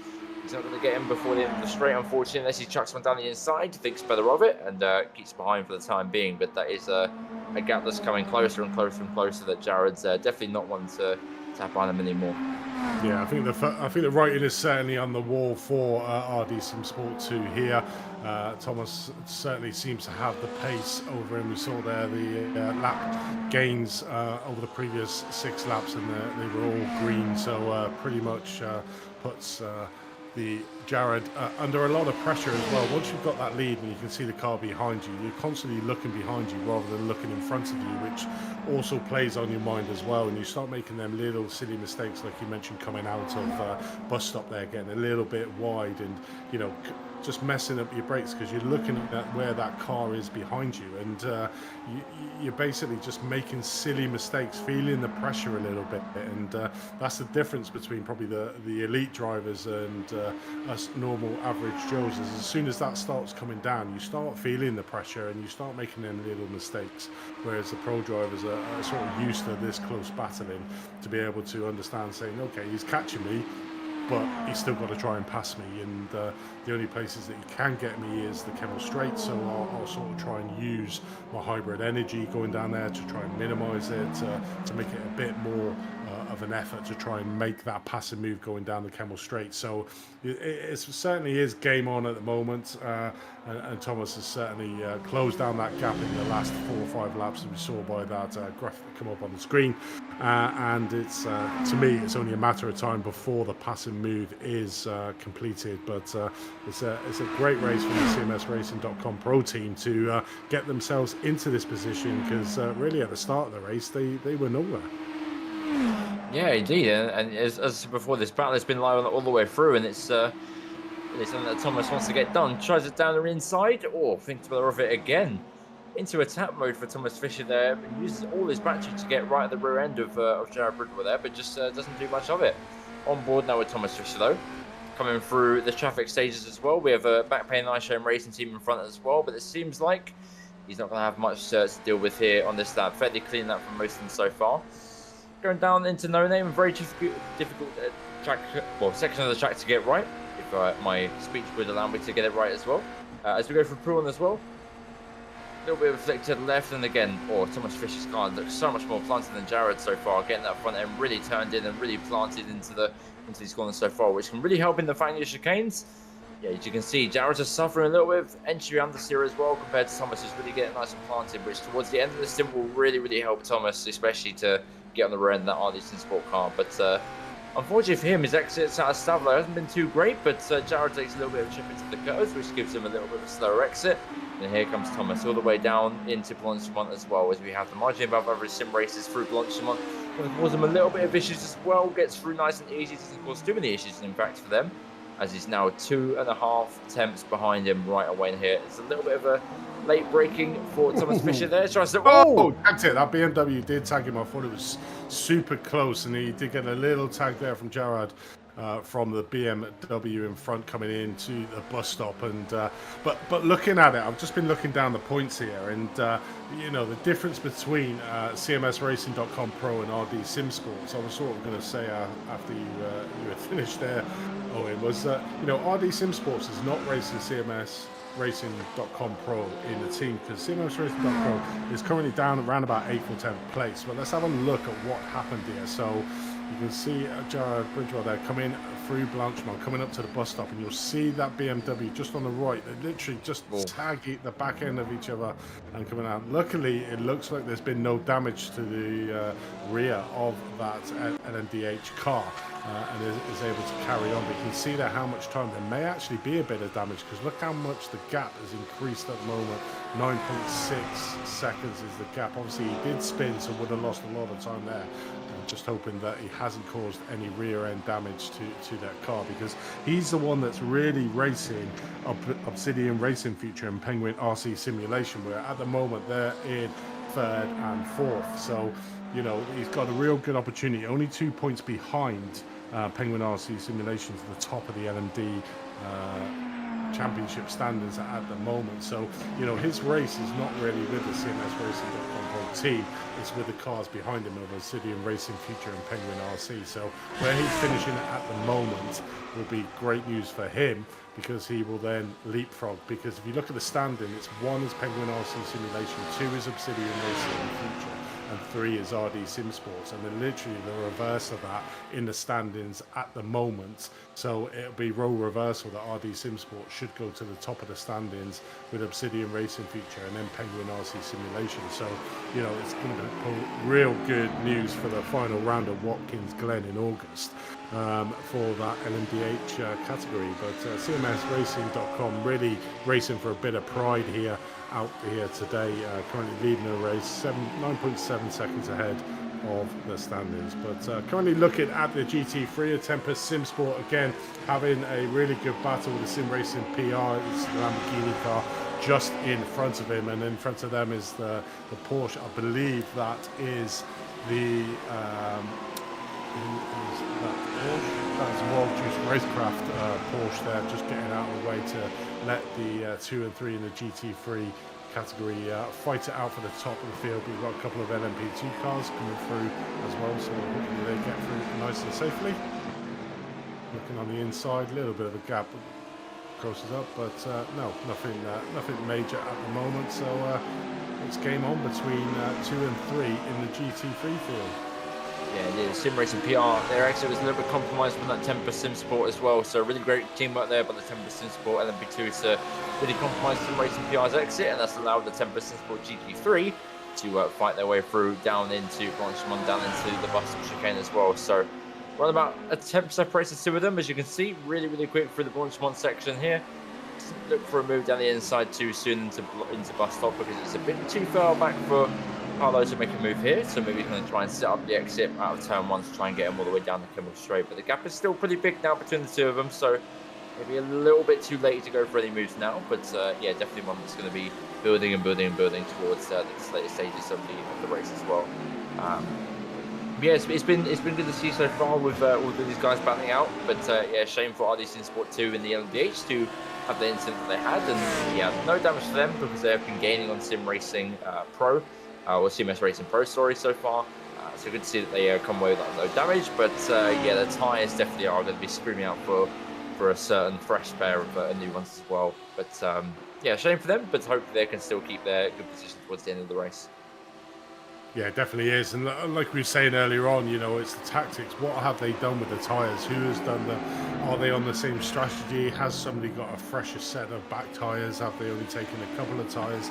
You know, we will only know after the next round of pit stops what they've actually done and where we'll end up. But it's another added complication into the process there of what the GT3 field will do. And with this battle that we've been seeing pretty much the whole of this second stint here between these two drivers of Sim Racing PR and Tempest Simsport.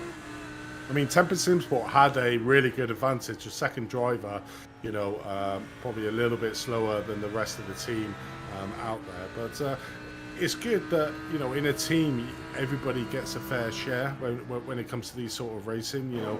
And as we heard James there, you know, it's all about bringing people on, getting them in the throw of it, having a bit of fun, and in these sort of events, and letting the slower drivers come through. It gets real competitive, the competitive edge throwing through to say, right, I need to do better here. This is the areas I need to look at, and that just improves them. So in the future races, that driver will then become one of the top drivers because he's had a lot of experience in this type of racing and close racing, and realizes that, you know, I am a little bit off the pace, so therefore I need to put that little bit more extra practice in to get them in. But, you know, it's great to see them still there in the battle for the second place, currently being held by Sim Racing PR, but Tempest Simsport certainly not letting them get away. Yeah, and it's like James, the leader of Sim HQ Motorsports, as well, was saying earlier. You know, he'd rather his drivers be comfortable and confident with their run abilities rather than really striving towards that last half temp and really, you know, as I said before, try and be comfortable with what they're doing, which is you know, always a good attitude to have for these drivers that are very fresh or new to this type of racing. And, you know, drivers that we have here today are fairly either fresh to the service or new to this type of racing, or just don't really have the pace of the top guys. But, you know, as long as they're comfortable and confident with what they can do and what kind of position they're aiming at, that's what makes it good for them. And yeah, I'm sure a lot of drivers out there are thinking the same thing. You know, they're not striving towards winning, but of course one day they will be. But they're going to say this series, they'll really take a top 5, for example. So yeah, it's good to see that all different drivers from all different areas of sim racing are coming to this league. And yeah, it's good to see the battles that are happening today with many different skill levels we have. Yeah, 100%. And this league racing, obviously you do the normal IMSA racing, and they can get a bit heated. Guys get, you know, you haven't got the discipline that you have within the league racing community. That there's a lot more respect for drivers. You know, you do get the odd incident here and there. It's like this race here, the 2 hours and 11 minutes in, we haven't really seen a massive yeet from, say, one of the faster drivers into one of the slower drivers. It's all been super respectful out on the track. And you are going to get them incidents where it's a little bit tight, but there's been none that's like completely clear that that driver just completely just went into the back of that other car. It's been all fair, and you know, that's one of the things I love about this series, is that it is super clean, considering you've got the differences in speed between the LMDHs, the LMP2s, and then the GT3s, you know, which are a lot slower than the LMDHs and even the LMP2. So, you know, to be able to say that, you know, the racing is really good on track, you know, really clean, really respectful is a great thing. And I also love the fact that, you know, the opening laps on any one of these endurance races are always the ones that cause the biggest controversy when it comes to, as we see Tempest Simsport coming in for probably what will be their final stop of the race. But, you know, it's always great to see that. And on the opening lap, you have the orange zones with the drivers just getting the tyres warmed up to try and promote the fact that, yeah, you will get the hot-headed, but everybody knows that in that opening lap, just take it a little bit easy, let your tyres get warmed up, and then continue racing on. It's a 3-hour race, and it's certainly the saying it's not won in the first lap or the first corner is certainly more prevalent than in an endurance race. Yeah, exactly. As you said before, it's just, you know, all these drivers all the way around, you know, from different areas of sim racing coming in and figuring out the series. And so, as you said, it's not all won in the first corner and the first lap, and that's definitely true today. As we see them Stadium Racing Future, iRTES Simsport 1 and 2, really. You know, of course, iRTES Simsport took pole position, lost it instantly to their sister team, and then, you know, that whole kind of incident happened. Penguin Simulation took the lead, and you never know what's truly to expect. So it's always great for these drivers to come here and give this league a shot and give all these leagues a different shot as well, because it always teaches them different things about how to react in certain situations. As you said as well, the discipline that you need in certain races and stuff like that as well. So yeah, it's great to see that all different drivers are coming to the league, and it's good to see that these people are standing out as well for such like Diego and Tempest Sport that is going to lead in LMP2, and Thomas Fisher as well, that's put on a good fight so far of RD Sport, and the CMS Racing.com Pro team altogether as well, putting up a really good fight to the RD Sport machine too. It's been good to see. Yeah, it certainly is. I think the biggest loser out of the LMDH field is that the RD SimSport team. They've just had bad luck after bad luck. Currently running down in P17th, last in the LMDH class. They were third in the championship, so they're going to be the really ones that feel the pain coming into this, because RD SimSport 2, who are 10 points behind them, should close that gap on them to leapfrog them into the top 3 of the thing. And it's probably nothing worse as well when you have an incident and it involves your own team, your sister team that has there. It's like the Sacre Bleu moment, is it? You just don't want it to happen, that you have an incident with your sister team on the opening lap that really puts paid to probably your championship now, because that's going to put them well off the pace in the final round going into Watkins Glen. So it's not been a good day at the office of them, but all credit to them. They're still going around. 6 laps, you can see them there in P9th, 4 laps behind Static Adrenaline in 8th, but still going around. And they could have given up, but they realised that there's still points on offer, so they still need to be in it to win it. And we've seen it in this race, is how quickly things can change. Indeed, as we focus back on the Tempest and Sport machine, they're in 6th place. I'm not sure what's happened with them so far. I don't think I've been paying much attention to how their race strategies panned out, but they are, of course, in 6th position so far. So whether it's even pit strategies or anything like that, we'll find out soon. But they pitted last lap. There we are. So their strategy call was to pit last lap, and so the GT3 should be coming in fairly soon as well. But they are stuck behind the Backbane Nitro Racing team, who they should hope are pitting very soon to clear the air for them and start pushing them forward as well, using some potential fresh tyres to their advantage as well. Which is always the pain, like when you have a good strategy call where you put on fresh tyres and obviously brand new fuel in it as well. Your hope is to get out in clean air and really push forward as the LMDH separates that kind of line for them to move up into 5th place there for Tempest Sport. But Ian Peterson for RD Sport 3 goes into pits for LMP2. Oh, side by side between the two of them going into a Rouge. That was very, very close between Jorge Augusto and Backbane Nitro Racing Team. We thought we had the move done even way before that, but the BMW straight line speed showing that they are not ones to be messed with so far. But yeah, that is not what Jorge Augusto wants in Tempest Sport at all. As I was just saying, fresh tyres coming out the pits. You do not want traffic at all, especially traffic in your own class, and that's exactly what they have. And they're even fighting with them for it as well. So not the start to the ending stint that Jorge Augusto would have wanted, but the start he's got to deal with nonetheless. Yeah, it certainly has. It's a bit unfortunate we can't see if they got fresh tyres on. If you were in the pit lane, you'd be spying on your competitive team to see what they've done, what tyres they've sort of changed. It'd be good for iRacing to be able to tell you what tyres they've changed, so then we can have a full breakdown rather than waiting till the end of the race and saying, well, what was your tyre strategy on that one? So, coming out of the pits, done their last stop of the race. All the other drivers around will need to pit, hence why they are currently running around in 6th place. And it could pay off for them if they have managed to save a set of tyres. Put it in. They've got like 45 minutes on a fresh set of tyres. Their lap time should be a lot better, but obviously having a BMW in front of you with worn tyres that's racing you as hard as Backbane team are, it could compromise the benefit you would get from the fresh tyres. So it's interesting at the moment, and I think what Jorge needs to do is get past the BMW in front of him and try and push on to maximise the benefit of having fresh rubber, if indeed he has got any fresh rubber left to put on that car. But you can certainly see he does close up to the BMW, and looks like he's trying to make a move here, coming down the start-finish race into the source.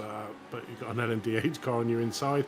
Going to be pretty hard to do. Is he going to dive down the inside? No, I think he's just going to leave it to the Kemmel straight, but does the undercut, so it is a side-by-side again. This is a carbon copy of the last lap up through Radion Rouge, who is going to back out between these two drivers. I think that none of them are going to back out. So the BMW finally gives up in yield. That could have ended very much differently, but luckily Jorge gets past the car there of the BMW behind, and we'll see now if he can manage to pull away. Yes, it's always a difficulty in these GT3s. Of course, you have to lift anyways. We see Jared Bridwell coming to the pits for iRTES Sport 2, and Penguin RC Simulation goes through there as well. But yeah, it's always difficulty in GT3 in that corner alone. You know, it's always difficult to try and bring it over to the right-hand side of Rally and Rouge as well, let alone go side by side with another GT3. So that could have ended, as you said, very much in tears, but we put it off nonetheless. And Moya Augusto moves up finally into P5 where he wants to be, and there's a bit clean air ahead of him to push forward and use some potential fresh tyres, if not just to move his pace up forward than where he wants to originally. But yeah, Diogo Zima, I definitely am saying that wrong, but 10% spot leader, of course the number 11 car, leading the way so far. And of course, iRTES Sport 3 have pitted earlier on, and 10% Sport opted to not pit early on as well. So their strategy score is a little bit different, and of course that gap was around about 5 to 4 seconds before that pit stop even happened. So it's starting to spice up a little bit in LMP2. These different strategy calls, you know, are going to pay off towards the end for at least one of the teams here. A little bit of flash of lights there from 10% Sport with a big lunge down on the inside there. This is Diogo's in that, but he wants to be quick, and never mind, it's not. He's still in full push mode, and a drive-through for RD Sim Sport 2 for avoidable contact just as they pit as well. Wow, so I can't quite remember what that was for. I don't remember seeing any avoidable contact that they could have made, but they have one nonetheless, and hopefully, if Lee has the replay available for us, we can have a look at what happened as well. Oh, was that with the BMW? I think. Yeah, I think that it might have been that contact that we saw earlier on between the RDM Sim Sport and the BMW in the GT3 class coming up to the bus stop. And that's the only thing I can think of. It seems a bit strange. It did seem like it was a tag between the two, but it's easy for us to say on here. Obviously the stewards will have a looking at a lot more other angles and may have deemed that as a late lunge into that corner. But that again, it throws another spanner in the works for that LMDH field that Obsidian Racing Future could have an opportunity here, and Penguin RC to move up the standings, because now RD SimSport 2, even though they've done probably their last pit of the race, have a drive-through penalty. So there's another 30-40 seconds lost going through a drive-through. So again, some late drama in the LMDH field. So yeah, just to confirm, that was RD SimSport 2. I did see it said Penguin RC Simulation on the screen as well. So it's just making sure that was RD SimSport 2 and not Penguin RC that had that drive-through. Unless I might have mistaken there, but that's what I saw on screen anyway. But either way, penalties having that left, right, and centre towards the very end of the race. So, you know, shaping up the order massively, and it might even be CMSRacing.com Pro that might end up leading this race if the final stop for them works out well. But all will play out towards the very end of the race, I'm sure. No, it wasn't RD SimSport 2 because they are back in the pit lane once again. So yeah, there we are. So CMSRacing.com Pro also comes into the pits. Penguin RC Simulation now exits the pit lane as well, and the Obsidian Racing Future is still yet to box. So yeah, it's so hard to call this one now, because you know, Penguin RC Simulation should have enough fuel to go to the very end of the race. If they don't, then that's going to cause them a lot of time. Obsidian Racing Future might be within a shot of still keep being in a good position here, because their pit stop won't be too long. Well, hopefully not anyway. We'll see where they come out towards the very end. But yeah, it seems like Penguin RC Simulation and Obsidian Racing Future are on a very similar strategy now, with Obsidian pitting one lap later. Yeah, that could have been ill-advised for RD Sim Sport 2. That obviously we went through the point situation in the LMD2 field, LMDH field. Is that's really going to put pay to them now being in contention for the final race of the season. So it's just these fine margins and slight little mistakes that are causing a lot of the LMDH field to be a lot lower than probably where they should be. You know, there's been so many drive-throughs in that LMDH field. I think we've had about 4 in total during this 3-hour race so far. We've still got 35 minutes left of this race to go, and there's nothing to say that we won't get a few more. So it's all change at the top, and it very much seems that if you've had a clean race in this LMDH field, you're going to do quite well in it. Yeah, it's it's just so unpredictable as well. That's just the main thing I've just been sitting here trying to figure out as you've been talking about it there, is just trying to figure out what the strategy calls for the different teams are and what's going to happen with certain things. It's just hard to call it. It's just more of a case of waiting until the very end and seeing what happens really. But of course, CMS Racing Pro are now out of the pits and still retain their lead as far as the eye can see. We've seen the Racing Future still in the pits, same as HQ Motorsports Orange and Pneumatic Motorsports Blue as well. We haven't really spoke about that much really with Team HQ Motorsports and Pneumatic Motorsports, but they've been actually quite competitive compared to their previous rounds here so far. Of course, Team HQ Motorsports Orange, so far in the LMDH standings, they're currently P7. One was smoking as well in the pit lane, so that's either a lock up of the brakes or a possible engine blowout. I believe it might have been just a lock up from the tyres. Hopefully it is anyway, because I just spoke about them, so hopefully I didn't cause any issues. But yeah, they've been pretty good so far. Yeah, it definitely has. It's been a really entertaining race. You know, it's a bit of a shame that the LMDH has sort of been determined by the drive-through penalties. But you know, that's the beauty of having live stewarding. That if you make a mistake and cause big incidents to another driver or another team, that you know you're going to get penalised with it. So you know, straight away you're feeling the pain of the race, and it puts your race in jeopardy. You know, there's all these things that go around about live stewarding. You know, you've got no reason to you can't protest the decision, but I suppose that's the beauty of it. The decision is final. You know, you sign up to the league, you know the rules, and you know the option that there's live stewarding. Everybody says, you know, I want live stewarding because it makes the racing more realistic on track. And then, you know, when the incidents do come out, you've got to put it into the faith of the stewarding to be consistent across the board, which I'm pretty sure they are. You know, and you just got to take it if it's given to you and deemed out, whether you believe it's right or not. You've just got to get on with it and just do the penalty and see what you can do. But there's so many in that MDH field that have got that drive-through penalty at the moment that's really changed up the standings. I mean, you've got CMSRacing.com Pro currently in the lead of this race. Penguin RC haven't had a drive-through, but they had to go into a pit earlier for an incident with Obsidian Racing Future.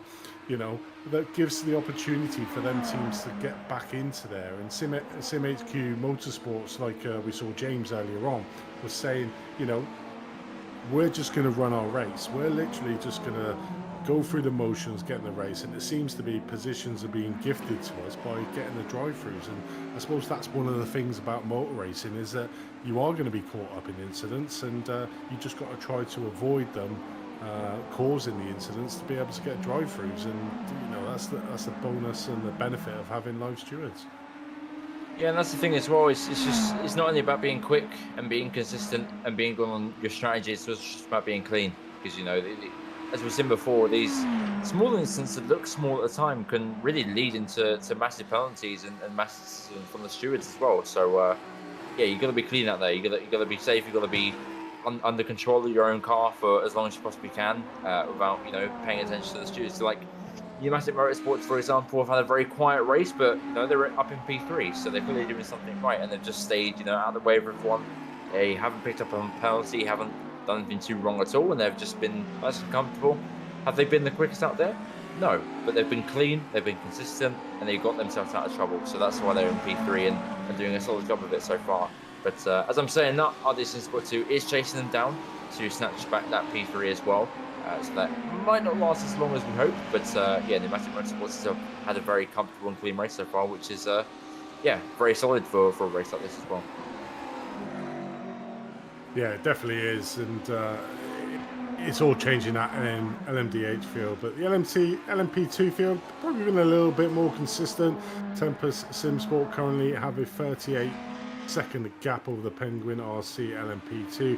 SimHQ Red up to third place in that. RD SimSport 3 in fourth, but I believe that they have done their pit stop as well, so they will take probably back over the lead as soon as the front three cars go in for their pit stop. Sim Republic SL3, we saw them earlier on battling quite hard, but they're back down the field now as we watch very unorthodox lines coming out the bus stop there from the LMDH car. Looking on board at the moment with John Taylor Tammy of the Pneumatic Motorsport Blue Team in fourth place, going extremely wide there at RD SimSport 2, given the option to come back for the Pneumatic Motorsport Blue Team. But yeah, that RD SimSport is really trying to push, and just got to be a little bit careful. Obviously, probably on fresh tyres, so grip shouldn't be an issue, but pushing that car a little bit too much and losing all the points that you could possibly gain is probably not what you want to be doing into the closing stages of a 3-hour race.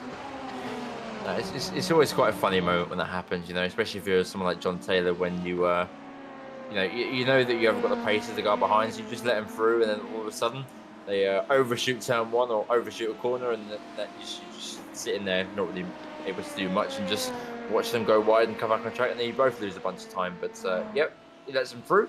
So Pneumatic Motorsports down to P4, RD SimSport 2 up to P3, and yeah, Pneumatic Motorsports are going to hopefully feed off the slipstream of the RD car ahead and pull them along further away from SimHQ Motorsports orange behind as well. But yeah, looking at the track map so far, as you can see, the traffic is more than enough spread out as well, so you're never really going to have a true clean out without any sort of traffic here and there. But yeah, GT3s, there's no real train at all for them, especially for LMP2s and LMDHs even. They're all just dotted all around the place, really, so you're always going to have traffic at some point in that, but at some point, you know, during your race as well. But you might get lucky with the clean up, and you know, it's where it's hard to really predict the strategy now, because you can't really pit to avoid traffic anymore. It's more about pitting when the fuel runs out and when the tyres feel like they're giving way as well.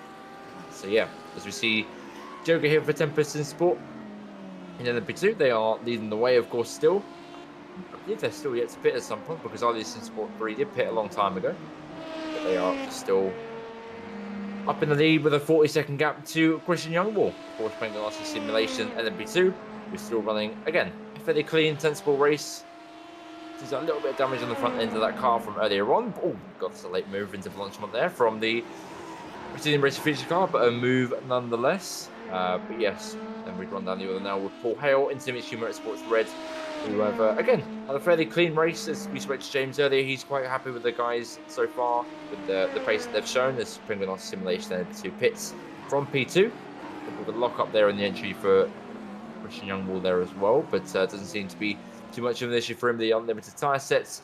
Edison Rojas Hernandez pits from the lead of GT3 as well, to give the lead back over to, well, Two-Bar Racing Team, who's also yet to pit, and then RD SimSport 4 as well, who is 3.6 seconds behind them. So yeah, strategy is all starting to fan out a little bit now with the short stops coming into play for the GT3s, and we should be able to give you a comfortable running order when this all sorts of stuff out at the very end.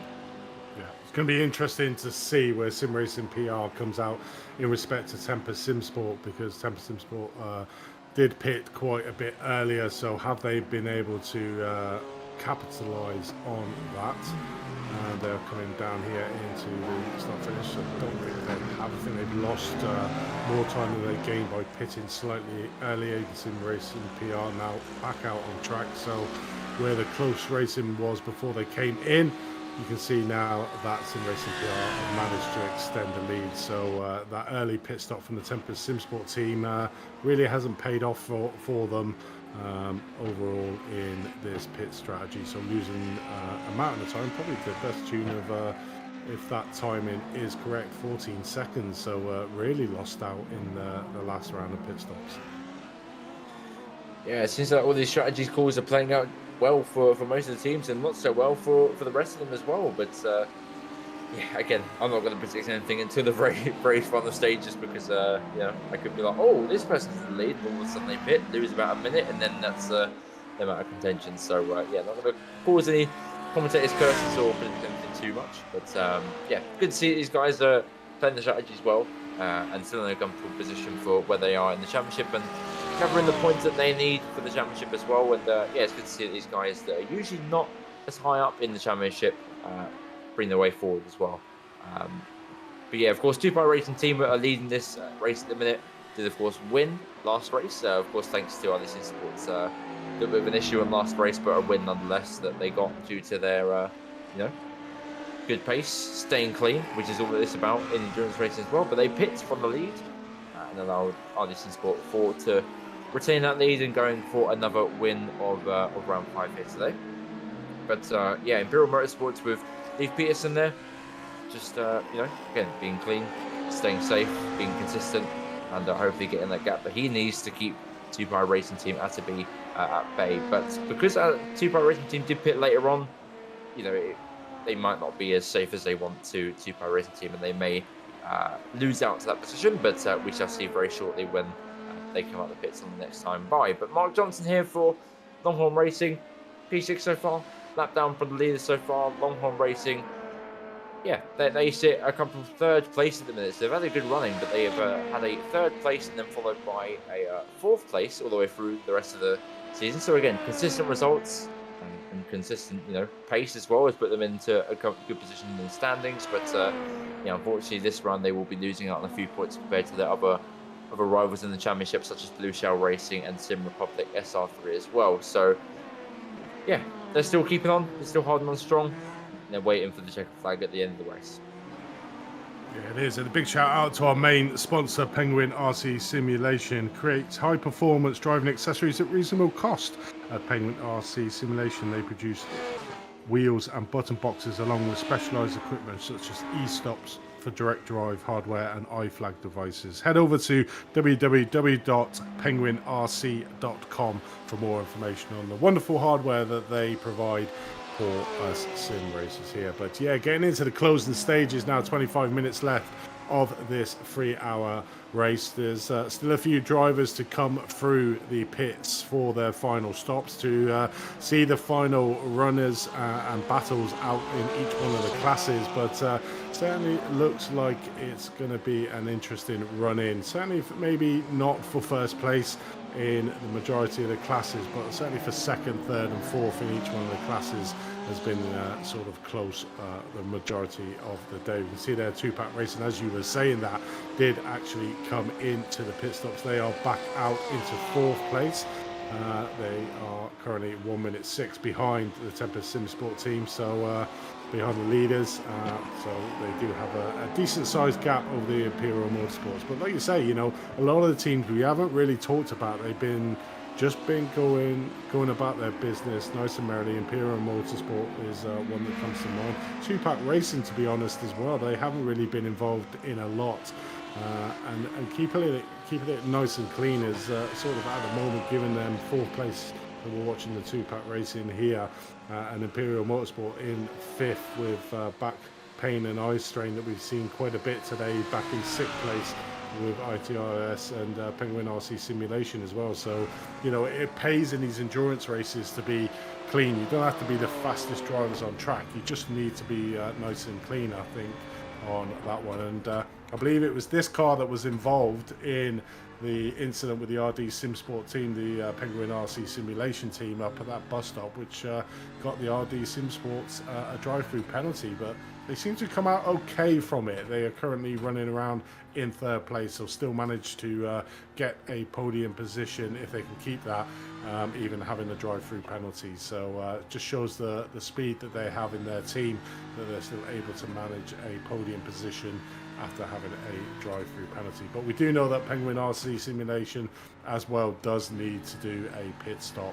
because they are out of sequence. So I'd imagine they'll have to come in very shortly for their final stop, which will put them back down the order. So it's still not all done. All the drivers still haven't had their pit stops done, so it's going to be interesting to see where we line up after all the pit stops are finally finished.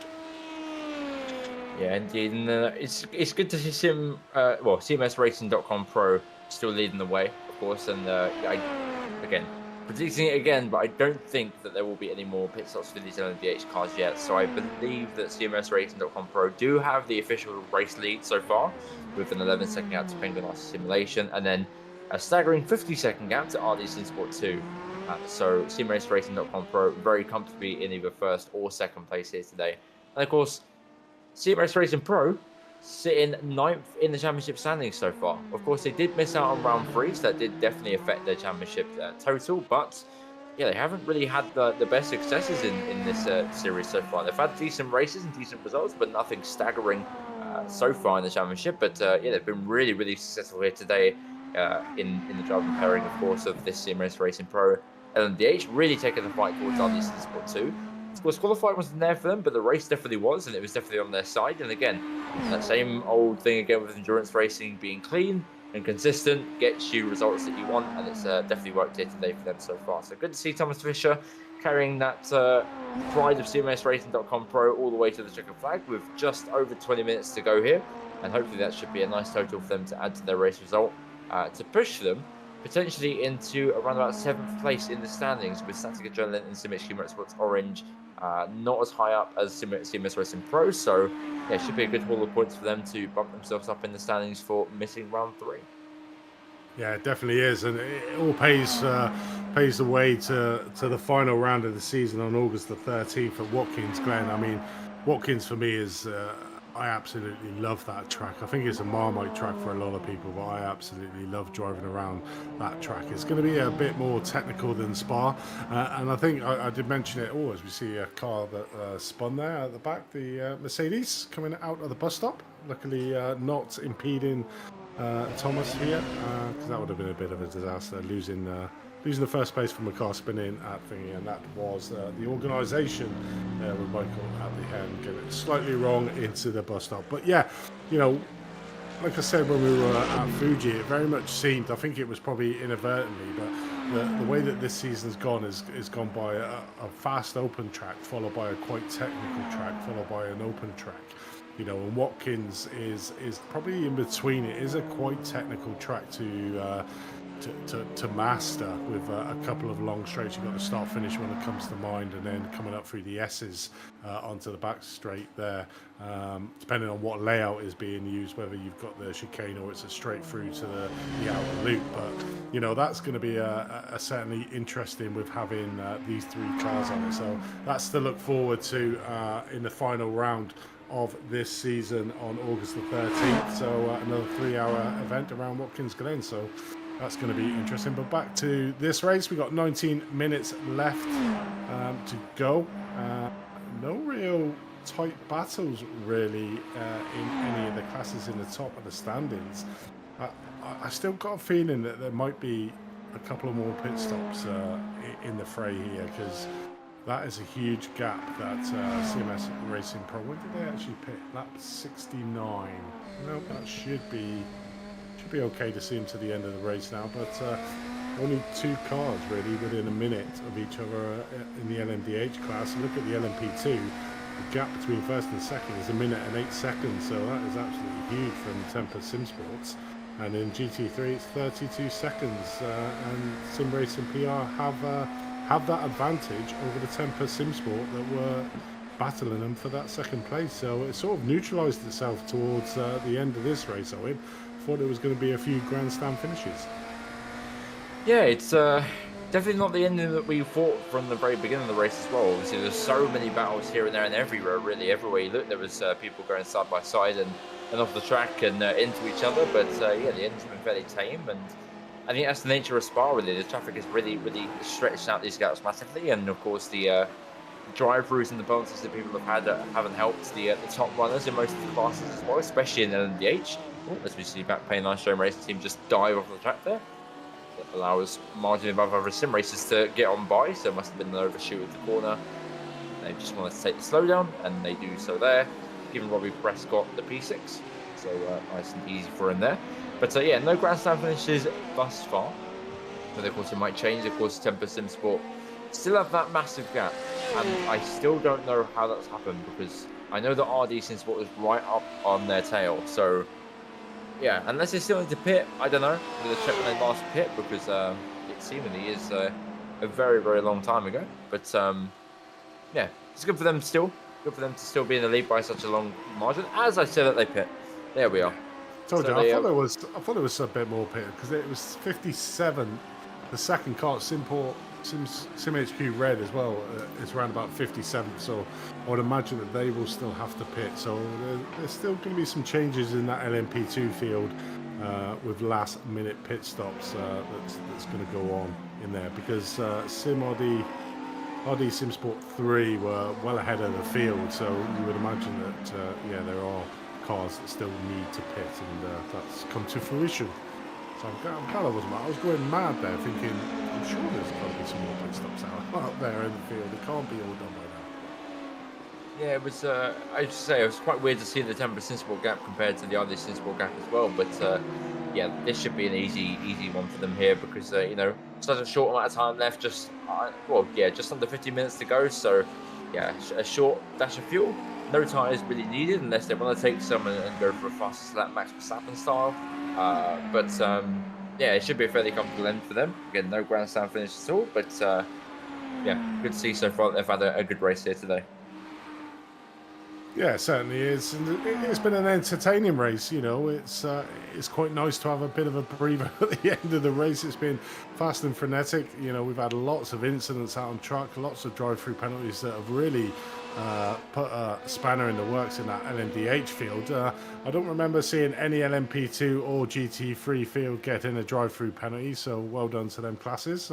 All nice and clean. You fast races in the LMDH certainly put out, but I suppose it's just the speed difference. You know, sometimes it can catch drivers out. You know, certainly with a GT3 car in the LMDHs, it's quick enough driving an LMP2 with a GT3 car. You know, I can't imagine how much more quicker the LMDH are to sort of overtake it. It can be quite easy to get caught out quite simply and cause an incident, not by any malice from yourself, just due to the speed difference between the two cars. Yeah, exactly, and that's yeah, it's been the big thing today as well. Oh my goodness, is Jared Bridwell goes into the grass there to avoid GT3. They're kind of spooked him a little bit, but yeah, I mean the biggest factor of this race today has just been all the traffic and all these different instances here and there, but especially in LMDH, you know, the amount of instances we've seen with not only just GT3s but with themselves as well, it has been quite hectic. And yeah, it's good to see that CMS Racing Pros has come out on top in terms of being clean and being safe, but they're not safe from Penguin Arts Simulation. They've been kind of cutting that gap down within the last few laps here and there. Whether it's enough to get them towards the end, I mean, only time will tell. But the gap seems a little bit too big for them to get it right here. But there's never say never. We saw how much time can be lost in traffic, so it's only a matter of time before that was to happen. But Flying Lion SG, we saw them earlier on, well, a long time ago now, but they made a brilliant move. I believe it was on Wild Juice Racecraft there, had a great battle side by side, dooring and forcing each other off. That was all in good vein. But yeah, they are currently in the top 10. Obviously a lap down with Team Brake Fade ahead of them, not too far ahead as well. As we see, oh, as I say that, Team Brake Fade end up in the wall. So a commentator's curse from my end leaves their car with a huge amount of damage. Yeah, certainly crabbing down the camera straight. That is apt being called Team Brake Fade. Because it very much seemed that they had. Here we go. Let's have a look at what happened. Coming up, Radiona Rouge just loses it at the top, so easily to done. You can just see the brakes coming on just as he come and pretty much lost it at the top. And yeah, that will be them done because he has a long way to go back to the pits, crabbing a car around Spa. So we'll be undoubtedly moving to the back end of the GT3 field, I would imagine. Wow. It's yeah, I mean, it's a shame to lose it in that area. I mean, it's easier to lose it up the right hand rather than the crest on the left. But yeah, shame for them to end their race with such a short distance to go in that fashion. But either way, Yeah, I mean, yeah, it was, Speechless. yeah, it's It's so fantastic easy to incident. do, though, isn't it? I mean, if like you were saying with the tyre strategy, they'd only have them free and they didn't have the tyres, so the tyres would have, if they were using a worn set of tyres, trying to go up Radio and Rouge at normal speed, it's just so easy. You could see the last minute before that camera changed over that the brake lights were on before the top of El Rouge. So basically, it had already lost control going up through Radio. And basically just lost it. It's just so easily done. I mean, I can't count the amount of times that I've actually done that in a GT3 car. Literally come to the top and the back end just slides out and you lose it. And it's just so easily done, you know. And you got to think with these drivers, a lot of these drivers are probably only two teaming it. So you may think an hour and a half is not that long, but when you're under this sort of pressure with the fast cars coming behind you, trying to get them through, trying to improve your speed, you know, fatigue does play a little bit of part into these sort of races, and that momentary lapse in concentration could have caused that incident. But yeah, unfortunately, he's had it now. He's pretty much written off his car, and I'm pretty sure that he probably towed it back to the pits, because I can't imagine he'd be driving around the rest of the track with a crap. But one driver that's done really well today, I think, is the Cadillac. I think he pretty much wrote it off at the start of the race, but it's so, as we see, I think that was the RC Penguin car there of in the GT3, but he's driven it really well. I mean, he's got the speed out of the car. He was vying for the win here earlier on in this race with Obsidian Racing feature, with apart from that incident that happened in the bus stop, but has managed to get his car up to second place. I'm just looking at the last time he he's pitted lap 68, so he's done all his pit stops as well. So he should get to the end of the race, and to get P2 after, you know, the incidents that he's been involved in is it's just a tribute to the team and the speed that they've had here today in that one and only Cadillac LMDH car. Yeah, I mean, maybe I spoke too soon with it. I mean, I know this week in IMSA, at least, the Cadillac hasn't been too strong in comparison to the BMW, at least in long run form as well. But yeah, Blake Reynolds obviously showing his pace as a driver. Of course, as I mentioned before, being an NASCAR driver, he has that car control beneath him to control the NASCARs. So obviously he's kind of related that into this car as well. And he's really, really chasing down the CMS Racing Pro car as well. Caught up a lot of time in the last few laps, but is it enough to get him towards the very end? I mean, again, when he's on, we're still 10 minutes, or just under 10 minutes to go here. This final stages of the race, so we'll see. We'll come back into that in a few moments' time to see if he has made any progress on that. But Pneumatic Motorsports Blue with John Taylor Tammy has been keeping a comfortable P4 so far. But really trying to chase down Racing Sport 2, I don't think so. I think they've kind of settled on the P4 unless anything was to happen further ahead. But yeah, they've had a good race today, as I said before. They've been comfortable, they've been clean, not really causing much issues for themselves. So yeah, good to see that they're making their way through and just waiting for the race to finish, really. So I think that's the aim of most of these drivers here that have that big gaps, especially 10% support, or most of the LMP2 field, in fact, just, you know, trying to stay out of trouble as much as they can and bring the car home in one piece, because I think the closest battle that we have on track is, I believe, the LMDH lead battle, I believe. I might be mistaken in that, but yeah, most of these guys are trying to keep their distance as best they can, and yeah, and hope towards the best kind of possible end they can have. Yeah, definitely has. It's been an entertaining race, to be honest. I mean, it was always going to be one of them races about LMDHs being able to side through the field. Same with the LMP2s, and then the GT3s having their little battles in between, getting passed by the faster cars. But you know, RD Sim Sport 4 have certainly shown the class here today. 36 seconds ahead of the field. You know, they really leapt forward with the second driver. I can't remember who that was at the top of my head, but he really had the pace in the team and was averaging 1 to 2 seconds a lap quicker than the rest of the GT3 field. And then the third driver that we're watching now, Daniel Martin, has just basically cemented that, and the gap has not come down at all to be able to do. And that's what a good makeup of a team is that you know, you've got your fast driver, and it's where you put your fast driver into the fray to be able to extend the lead. At the start of the race is probably not the best place, because everyone's vying for the positions. You're going to get the LMP the LMDH cars coming through you. So they probably, strategy-wise, picked it perfectly, putting him in as the second, because the field would have spread out. He would have the opportunity to stretch his legs, have an open track, and then therefore being able to consolidate the lead. And you could just see that timer going up a second, 2 seconds every single lap, and it's pretty much stayed there from day one, you know, at the end. But you know, great race as well from Sim Racing PR. We're currently watching. We were having a good battle with the Tempest Sim Sport.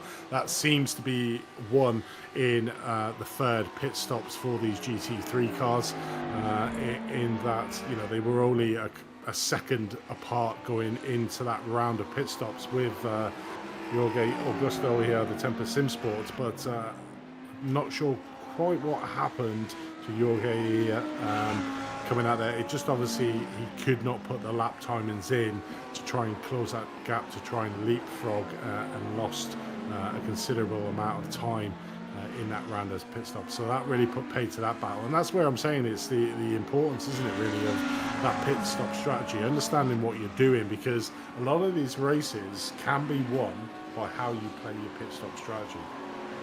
Yeah, indeed. That's been very important today, especially for Tempest Sim Sport strategy as well. You know, they had the 4-second gap, as I mentioned, well, a long time ago now. They had the 4-second gap when the pit strategy was fairly equal between the two of them. Sim Sport 3 looked very, very good in their pit stops as well, but Tempest Sim Sport in the front just stretched their fuel out massively and was able to get that gap to fuel as little as they possibly could, and now stretch that 4-second gap into 17 seconds now as well. So yeah, it's been a great day for Tempest Sim Sport in LMP2 once again. Of course, they have won every single round so far, so they're looking to make it you know, 5 out of 5, so it's good for them so far. But yeah, and of course Thomas Fisher as well for CMSRacing.com Pro, and all of that team involved really have had a great strategy today to keep the car, again, as clean as possible, and have good strategy callers as well to put the car in the box as best as they can, and yeah, had good pace all the way through to keep people like Penguin RC Simulation behind for as long as they can, because in 5 laps, or 5 minutes, sorry, they haven't actually gained at all. Well, I say that, and they gain about a second just as they come through traffic there. So, with a commentator's curse for Thomas there. Sorry about that, Thomas. But yeah, he's dealing with it well, and he's yeah, seems to be taking it easy out there for these final few laps here today. Yeah, it certainly is. I think probably the only one in doubt for me is the RD Sim Sport 3 in the LMP2 field, because the last time he made his pit stop was around lap 63. Everybody else is around 74, 76. So has he got enough fuel to get to the end of the race? You know, considering he's nearly done 20 laps already, there's only 5 minutes left. So he probably has just about the right amount of fuel, but it's going to be close, because 20 laps in these LMP2 cars is probably going to be around about the cutoff to come in for your pit stop. So RD Sim Sport 3, who's in second place in the LMP2 field, yeah, it could be touch and go whether they have to come in for a splash and dash, or if they're doing some extreme fuel saving at the moment, because they do have a sizable gap between themselves and Penguin RC Simulation behind in third place. So you know, they just have to do a bit of fuel saving if they quite haven't got enough. But that's quite early on to pit lap 65. I'm currently at lap 86, so it's going to be close, I think, for them. Yeah, it will be. You were mentioning that as well, and I thought to myself that, yeah, that's no way they're going to be able to stretch this out this much. But it seems like Sinan is lifting a lot so far. I can tell from the entries they're kind of slowing down each time he gets to a corner compared to Tempest Sim Sport, the gap as well. So maybe, yeah, you do just realise that he hasn't got enough fuel to stay to the end of the race. But, you know, with the amount of time that's left as well, I think they might be fine. I think they're fine. Yeah, you can hear it as well. They're massively lifting as well. Oh, okay, never mind. There we go. Oh, I love it when I'm right. I love it when I'm right. It's not very often us commentators get things right, but I was just thinking, I just don't think he's got enough to get to the end, and there you go. He certainly hasn't, so he will be going down the order. A little bit of a splash and dash for the RD Sim Sport 3 team, but that will promote the Penguin RC Simulation team into second place. So a great day at the office for them. It's all about where can RD Sim Sport come out. I'm sort of expecting SimHQ Motorsport Red to possibly take that opportunity as depending on how long RD Sim Sport 3 are in. So you can see him there, he's coming through Francorchamps, coming up to the bus stop.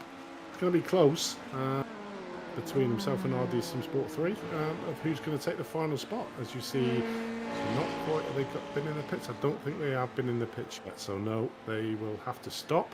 So I think they're going to be demoted down to 4th place.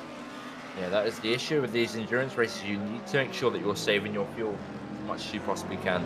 If you're not doing that, then yeah, it's as you can tell with RD Sim Sport 3, it's going to be a very, very, very tough day at the office for you. Certainly is, as we watch RD Sim Sport 3 coming out, and they are indeed in 4th place at the moment. So yeah, a little bit disappointing. It's always the fuel calculations, you know, you've got to be spot on with them each lap, and you've got to be consistently using the same amount of fuel each lap. And unfortunately, the RD Sim Sport 3 team just didn't have enough to get to the end, and from 2nd place down to 4th, it's still a decent result. Overall 4th, but probably hoping to get that 2nd place to eke out that fuel, but it wasn't quite enough. Yeah, as I said before, it's just the biggest pain in the world. You know, you really want to push to get that position as much as you can, and all of a sudden you haven't got the fuel, and then you have to pit and then lose so much at the end. So yeah, the end. This is going to be very close with the Penguin RC simulation car. I don't think this. Well, this might be white flag at the very end of this lap as well, because you know, the time is ticking down. It might tick down close enough for it to be white flag as soon as we cross the line. So if this is white flag, it's going to be very, very good for CMSRacing.com Pro. If it's not white flag and they have to do 2 more laps, then it's going to be not so good and great for Penguin RC simulation here. So yeah, so it's either this is either checkered or this is going to be white for them. So as we come around the final corner, we shall soon find out.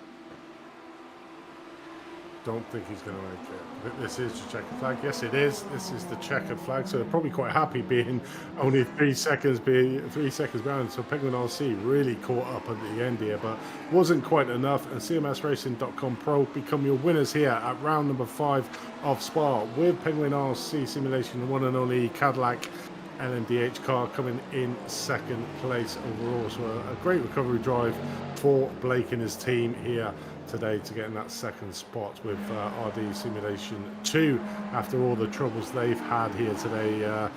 Probably quite fortunate for themselves and quite happy that they are in 3rd place overall with the issues they had in the first stint, the drive-through penalty, and still managing to get free. So still a great day at the office for the RD Sim Sport 2, which will gain them some valuable points going forward.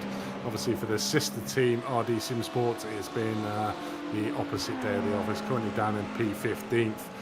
They are well out of contention and will be picking up the least amount of points in this LMDH field, which will hurt their championship chances going into the final round. But looking back at the front of the LMP2 field, the Tempest Sim Sport car comes over for a 5 from 5 win here in the CMS Championship race, and a great day at the office, a big flash of the lights. And then looking back at the GT3 RD Sim Sport 4, if it wasn't for that unfortunate incident at Twin Wing Motegi, they would again be 5 from 5, but they certainly showed their dominance here today. But yeah, great racing overall, Owen. Yeah, indeed. As we see Christian Young will cross the line here. Well, about to cross the line in P2, and of course, thanks to Penguin RC Simulation for sponsoring this series once again, as he crosses the line in P2. A very successful day for them, because he's taking that P2 at the end with RD Sim Sports last minute pit stop as well. Christian Young, more for Penguin RC Simulation, take the 2nd step on the podium, and yeah, increases their chances of a good championship running order as well. But yeah, as you see Edison Rojas Hernandez as well, take P2, Sim Racing PR, very, very good day for them. In fact, they've shown really good pace, really good power as well with their moves, and yeah, take a really nice and comfortable P2. So really well done for them, and we should hopefully see them, hopefully a bit well, challenging RD Sim Sport more in Watkins Glen. Yeah, there's some great results from some of the teams here. Obviously, some of them are a little bit out of contention, like CMSRacing.com Pro, but it's always nice to get that win under your belt. Gives you that revitalized effort going into the final round. But here are your race results for the race in 1st place on the LMDH CMS Racing.com Pro with 4 seconds behind with Penguin RC Simulation and MDH. In third place, RD SimSport 2. In fourth place, Pneumatic Motorsport Blue. Fifth place was Lucidium Racing Future with SimHQ Motorsport Orange in sixth. In seventh place, the Organisation Pros. In eighth place, Static Adrenaline. And in ninth place, RD SimSports. To the LMP2s in first place with another commanding performance was Tempest SimSports with Penguin RC Simulation in second and third. SimHQ Motorsport Red with RD SimSport 3 in fourth. Sim Republic SR.3 in fifth. In sixth place, Longhorn Racing 2. In seventh was the Organisation Pro-Ams, and in eighth was Blue Shell Racing. Over to the GT3 class and RD SimSport 5 with another commanding performance, 51 seconds ahead of the field over Sim Racing PR. In third was Tempest SimSport. Two-Pack Racing was in fourth with Imperial Motorsports in fifth. iRTES marginally above average Sim Racers in sixth. And in seventh was Backpain Ice Train Racing. In eighth was Penguin RC Simulation with Wild Juice Racecraft in ninth place. In 10th place, Flying Line SG with Long Haul Racing in 11th with Valhalla Motorsports in 12th. Team Break Fade after that late incident we saw going up El Rouge in 13th place with the organisation in 14th and CMSRacing.com Ghosts going out relatively early on in 15th place. And that rounds out your results for round 5 here at Spa. Yeah, I mean, fantastic race, and yeah, really great to see everyone on the top step. And speaking of the top step of the podium, we have Diogo from the Tempest SimSport LMP2. Diogo, really well done. 5 out of 5 wins for you guys here so far. And yeah, take us through your thoughts and feelings of the race today. Yeah, it was a good race. Silveira made a lot of time with on the first 2 stints. The last stint we had some problems with the lapped cars. We lost a little bit of time. And basically as a stand-in, I only needed to finish the race. We were not thinking about the win because usually I'm not as fast as those guys, but everything went well. We finished first, we got the win, and I'm happy to help Tempos achieve another win and make it 5 out of 5. Yeah, indeed. And of course, you guys have the really great strategy as well. Of course, beating RD SimSport at the end to it as well. Of course, in the middle of the race, RD SimSport was around about 4 seconds to you guys. And then at the very end, of course, they had to pit for fuel as well. So was your guys' aim throughout the whole race just to save as much fuel as possible and then, you know, kind of use it to your advantage at the end for the small splash and dash? Or was you just kind of full send it and hope for the best?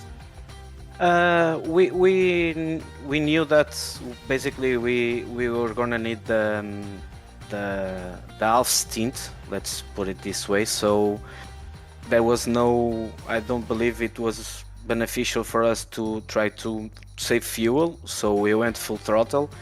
We were actually surprised for the RD SimSport to pit earlier because okay, we knew it could happen, but it was way too earlier. I think they probably miscalculate or had some kind of problem because they needed the fuel in the end. It was not going to be enough for them, or they will need to save a lot of fuel, and we got the upper hand on our side. So just kept it clean on the traffic and tried to bring it home. Yeah, for sure, and you most certainly did that as well. And speaking of traffic as well, how was it out there today compared to the likes of other tracks like Twin Room and Take It that we've had this season as well? Was it much harder to try and find your way through, or was it fairly easy? I do believe it was a little bit easier, although I only raced this one, but I watched the other races because there was a little bit of less drivers, and the 7 kilometers of the track it's nice to actually spread the field. Not too many scares. People were good behaved, so it was really a nice race. Nothing to complain about.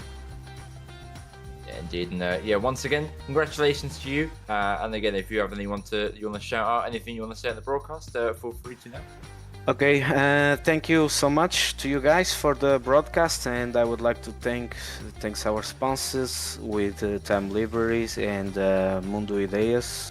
They help us put this project together. So big shout out to them, and thanks to my team for the opportunity to stand in and take a win. Yeah, indeed. Congratulations once again, man. And yeah, hope to see you guys on the top step again very soon. Thank you. So it was Diogo there, your winner in LMP2 for 10% Sport. Andy, who else do you have for us in the waiting area today?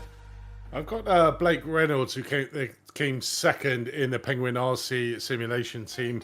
Blake, welcome to the booth, mate. Probably not the day you were hoping for at the beginning of the race. We did see a really excellent battle between yourself and the City and Racing Future before you had to go in for your pit stop. But talk us through that incident and talk us through the thing about being the only Cadillac LMDH car on the field, and where do you think that this car really excels above, say, the BMW? Well, it excels on the straightaway, I'll tell you that. This thing is a ripper, and all the slow corners, it just has the traction and the bite to be able to get in there and get out of it. You just park your Apex. But it was a fun message, or I just read the word message. Fun battle with Obsidian Racing. Until I don't really know why they did it, but I checked up for a GT car in Blanchimont, and whoever was driving, I think it was Raphael or something, and he swerved like left, right, and then bonked our rear end. And Owen, you know when you get rear end damage in these cars, it's like what 10, 15 mile an hour on the straightaway. Oh yeah. So next time we went down the Kemmel Straight, he's in my draft, and he drafts on by me. He bonked his front end. He's got no damage, and we had damage. We were like, oh well. So we come in, take our fast repair, get 6 gallons of fuel that we needed, and that ended up getting us 20 seconds at the end on that last stop. I mean, it is. I mean, that's the thing with probably endurance races. You got to expect the unexpected when I suppose you have your normal strategy that you're going to go through, but then you look at, right, okay, what happens if, and you very much, that was a what happened if moment, and then obviously recalculate all your supply. I probably would say that extra 6 gallons that you put in on that pit stop probably saved you at the end of the race and was able to get the second place overall. I mean, the speed that you guys have in this car, you were closing down first place, and I suppose if that last lap had like 10 seconds more and you had to do another lap, there could have been an opportunity there for you to take the win. Were you feeling that in the team? Yeah, absolutely. I mean, Nate in that first stint, once I saw we took the lead and they weren't really passing us and they weren't saving fuel either, I was like, this car could win the race, I think. And then I got in and still had pace. The track evolved and still had pace, and we never really fell off. So it definitely was a race-winning car today. But the 79, they paced themselves perfectly and didn't get into any trouble like the RD, Obsidian, and our car.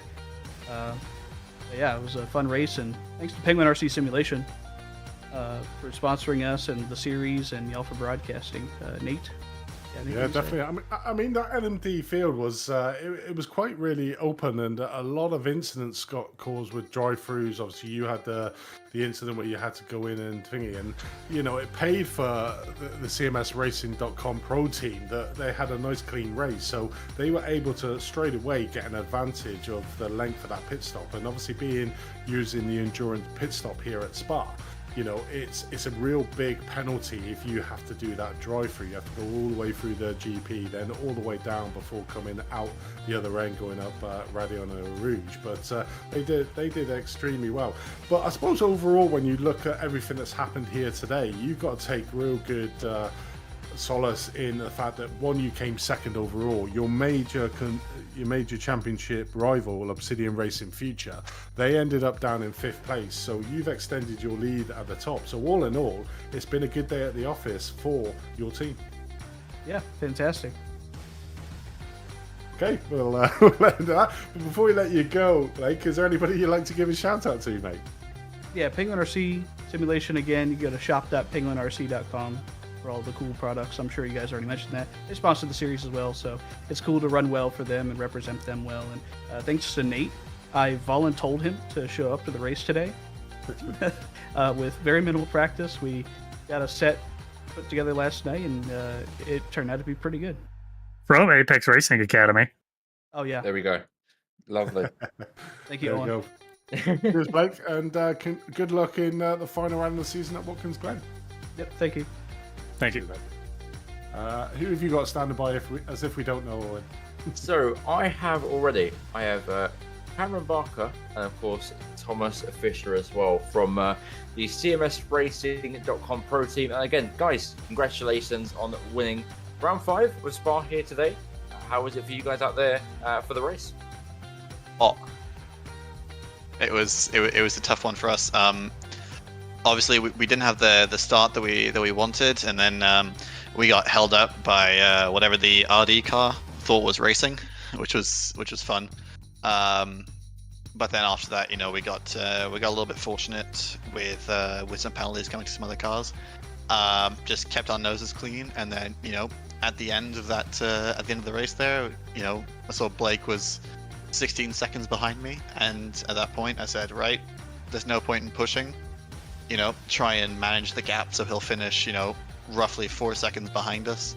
Just in case of traffic or whatever. That way, not pushing, whatever, cruise to the end, and we end up finishing at 4.001 behind us. So that's what you call management right there. Yeah, indeed. It was very well managed in practice as well. It was really good to see you guys battling out with iRTES in sport as well. I mean, the battle was really good for us to watch. I'm sure it must have been a bit frustrating for you guys, all the back and forth action. But yeah, it was really great use of the battery that you guys deployed out there as well on the straights, and just the full aggression that we saw was really impressive. Yeah. That opening stint, it was like you say, frustrating getting in front, pulling maybe a slight gap, and then traffic management putting us back behind them. But it's also quite fun to be battling a car like that hard early on. It was after that it was just kind of take it easy for the rest of the race and manage it. Yeah, of course. So how was the prep for you guys as well for this race? Of course, we had the IMSA iRacing Series here at Spa this week. Was you guys running that at all in preparation, or was it more just a case of just dialing down the stints and strategy calls and stuff like that? Well, this car participated in another series as well, which was happening yesterday.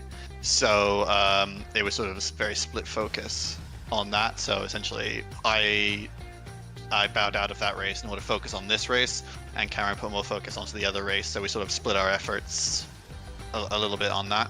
But I'd say the biggest thing here is getting the setup right, especially given the mix of different types of corners at the track, and you could definitely see which teams went for a higher downforce or versus a lower downforce setup.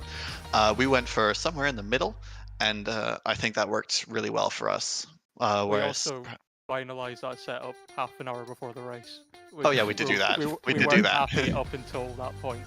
Well, I was happy. You weren't. Well, yeah. Yeah, but we had the baseline of the setup down, but we just had to we just did some modifications to the FARB and the RARB, and then at that point, pretty much dialed in.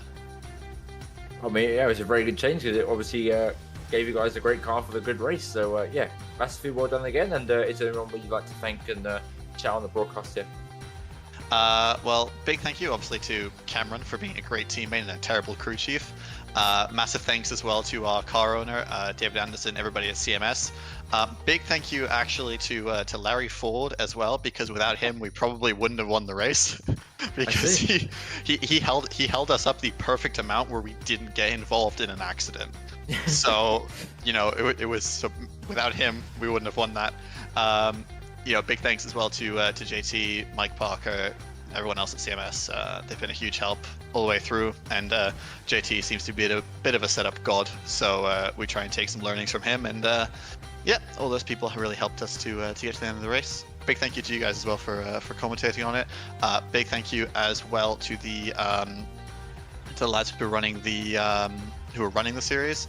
So Jason Lundy and who else is it? Jason Lundy and Ryan Thompson, the two guys who were up in race control. They did a super good job. Yeah, indeed. And all the best for you guys and what can come for the final round, and hopefully you guys can have a good result as this next time out as well. Cheers, thanks very much. Cheers.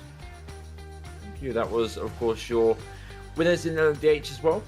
So, Andy, what else you got for us today in the commentary? We've got Christian Youngwaller here from Penguin RC Simulation LMP2 team. Christian, welcome to the box, mate. Overall, a good race for you, wasn't it?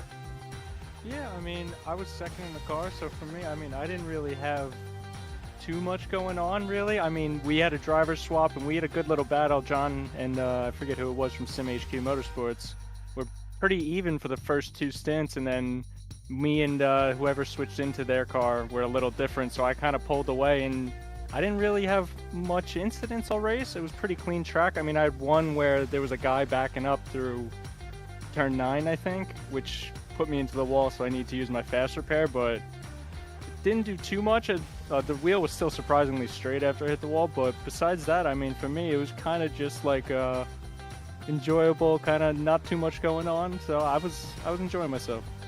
Yeah, I mean, I probably definitely agree with you there that you were very much a nice, clean race, because there was a lot of incidents going around you, and I suppose one of the main themes for this race was the fact of traffic management. How did you find that, getting past all the GT3 cars and then having the LMDHs coming up to try and overtake yourselves? How did you find managing that in this 3-hour race? I found it was a little tricky to get used to at first, because usually I'm in the GT3, so kind of new to this class. So having the guys that are still faster but also having to overtake, it's definitely a learning curve of knowing, all right, I'm allowed to go here at this corner because I know I'm significantly faster compared to, like, let's say La Source, where you're both in first gear, you're both basically really slow. It's not worth it to really lose that time. So it's a learning curve for sure, and I'm starting to get there. So I didn't really have anything big today. Definitely learned a few spots on the track that didn't previously know, but yeah, it's pretty fun. I think the traffic management definitely makes this class really, really good to drive.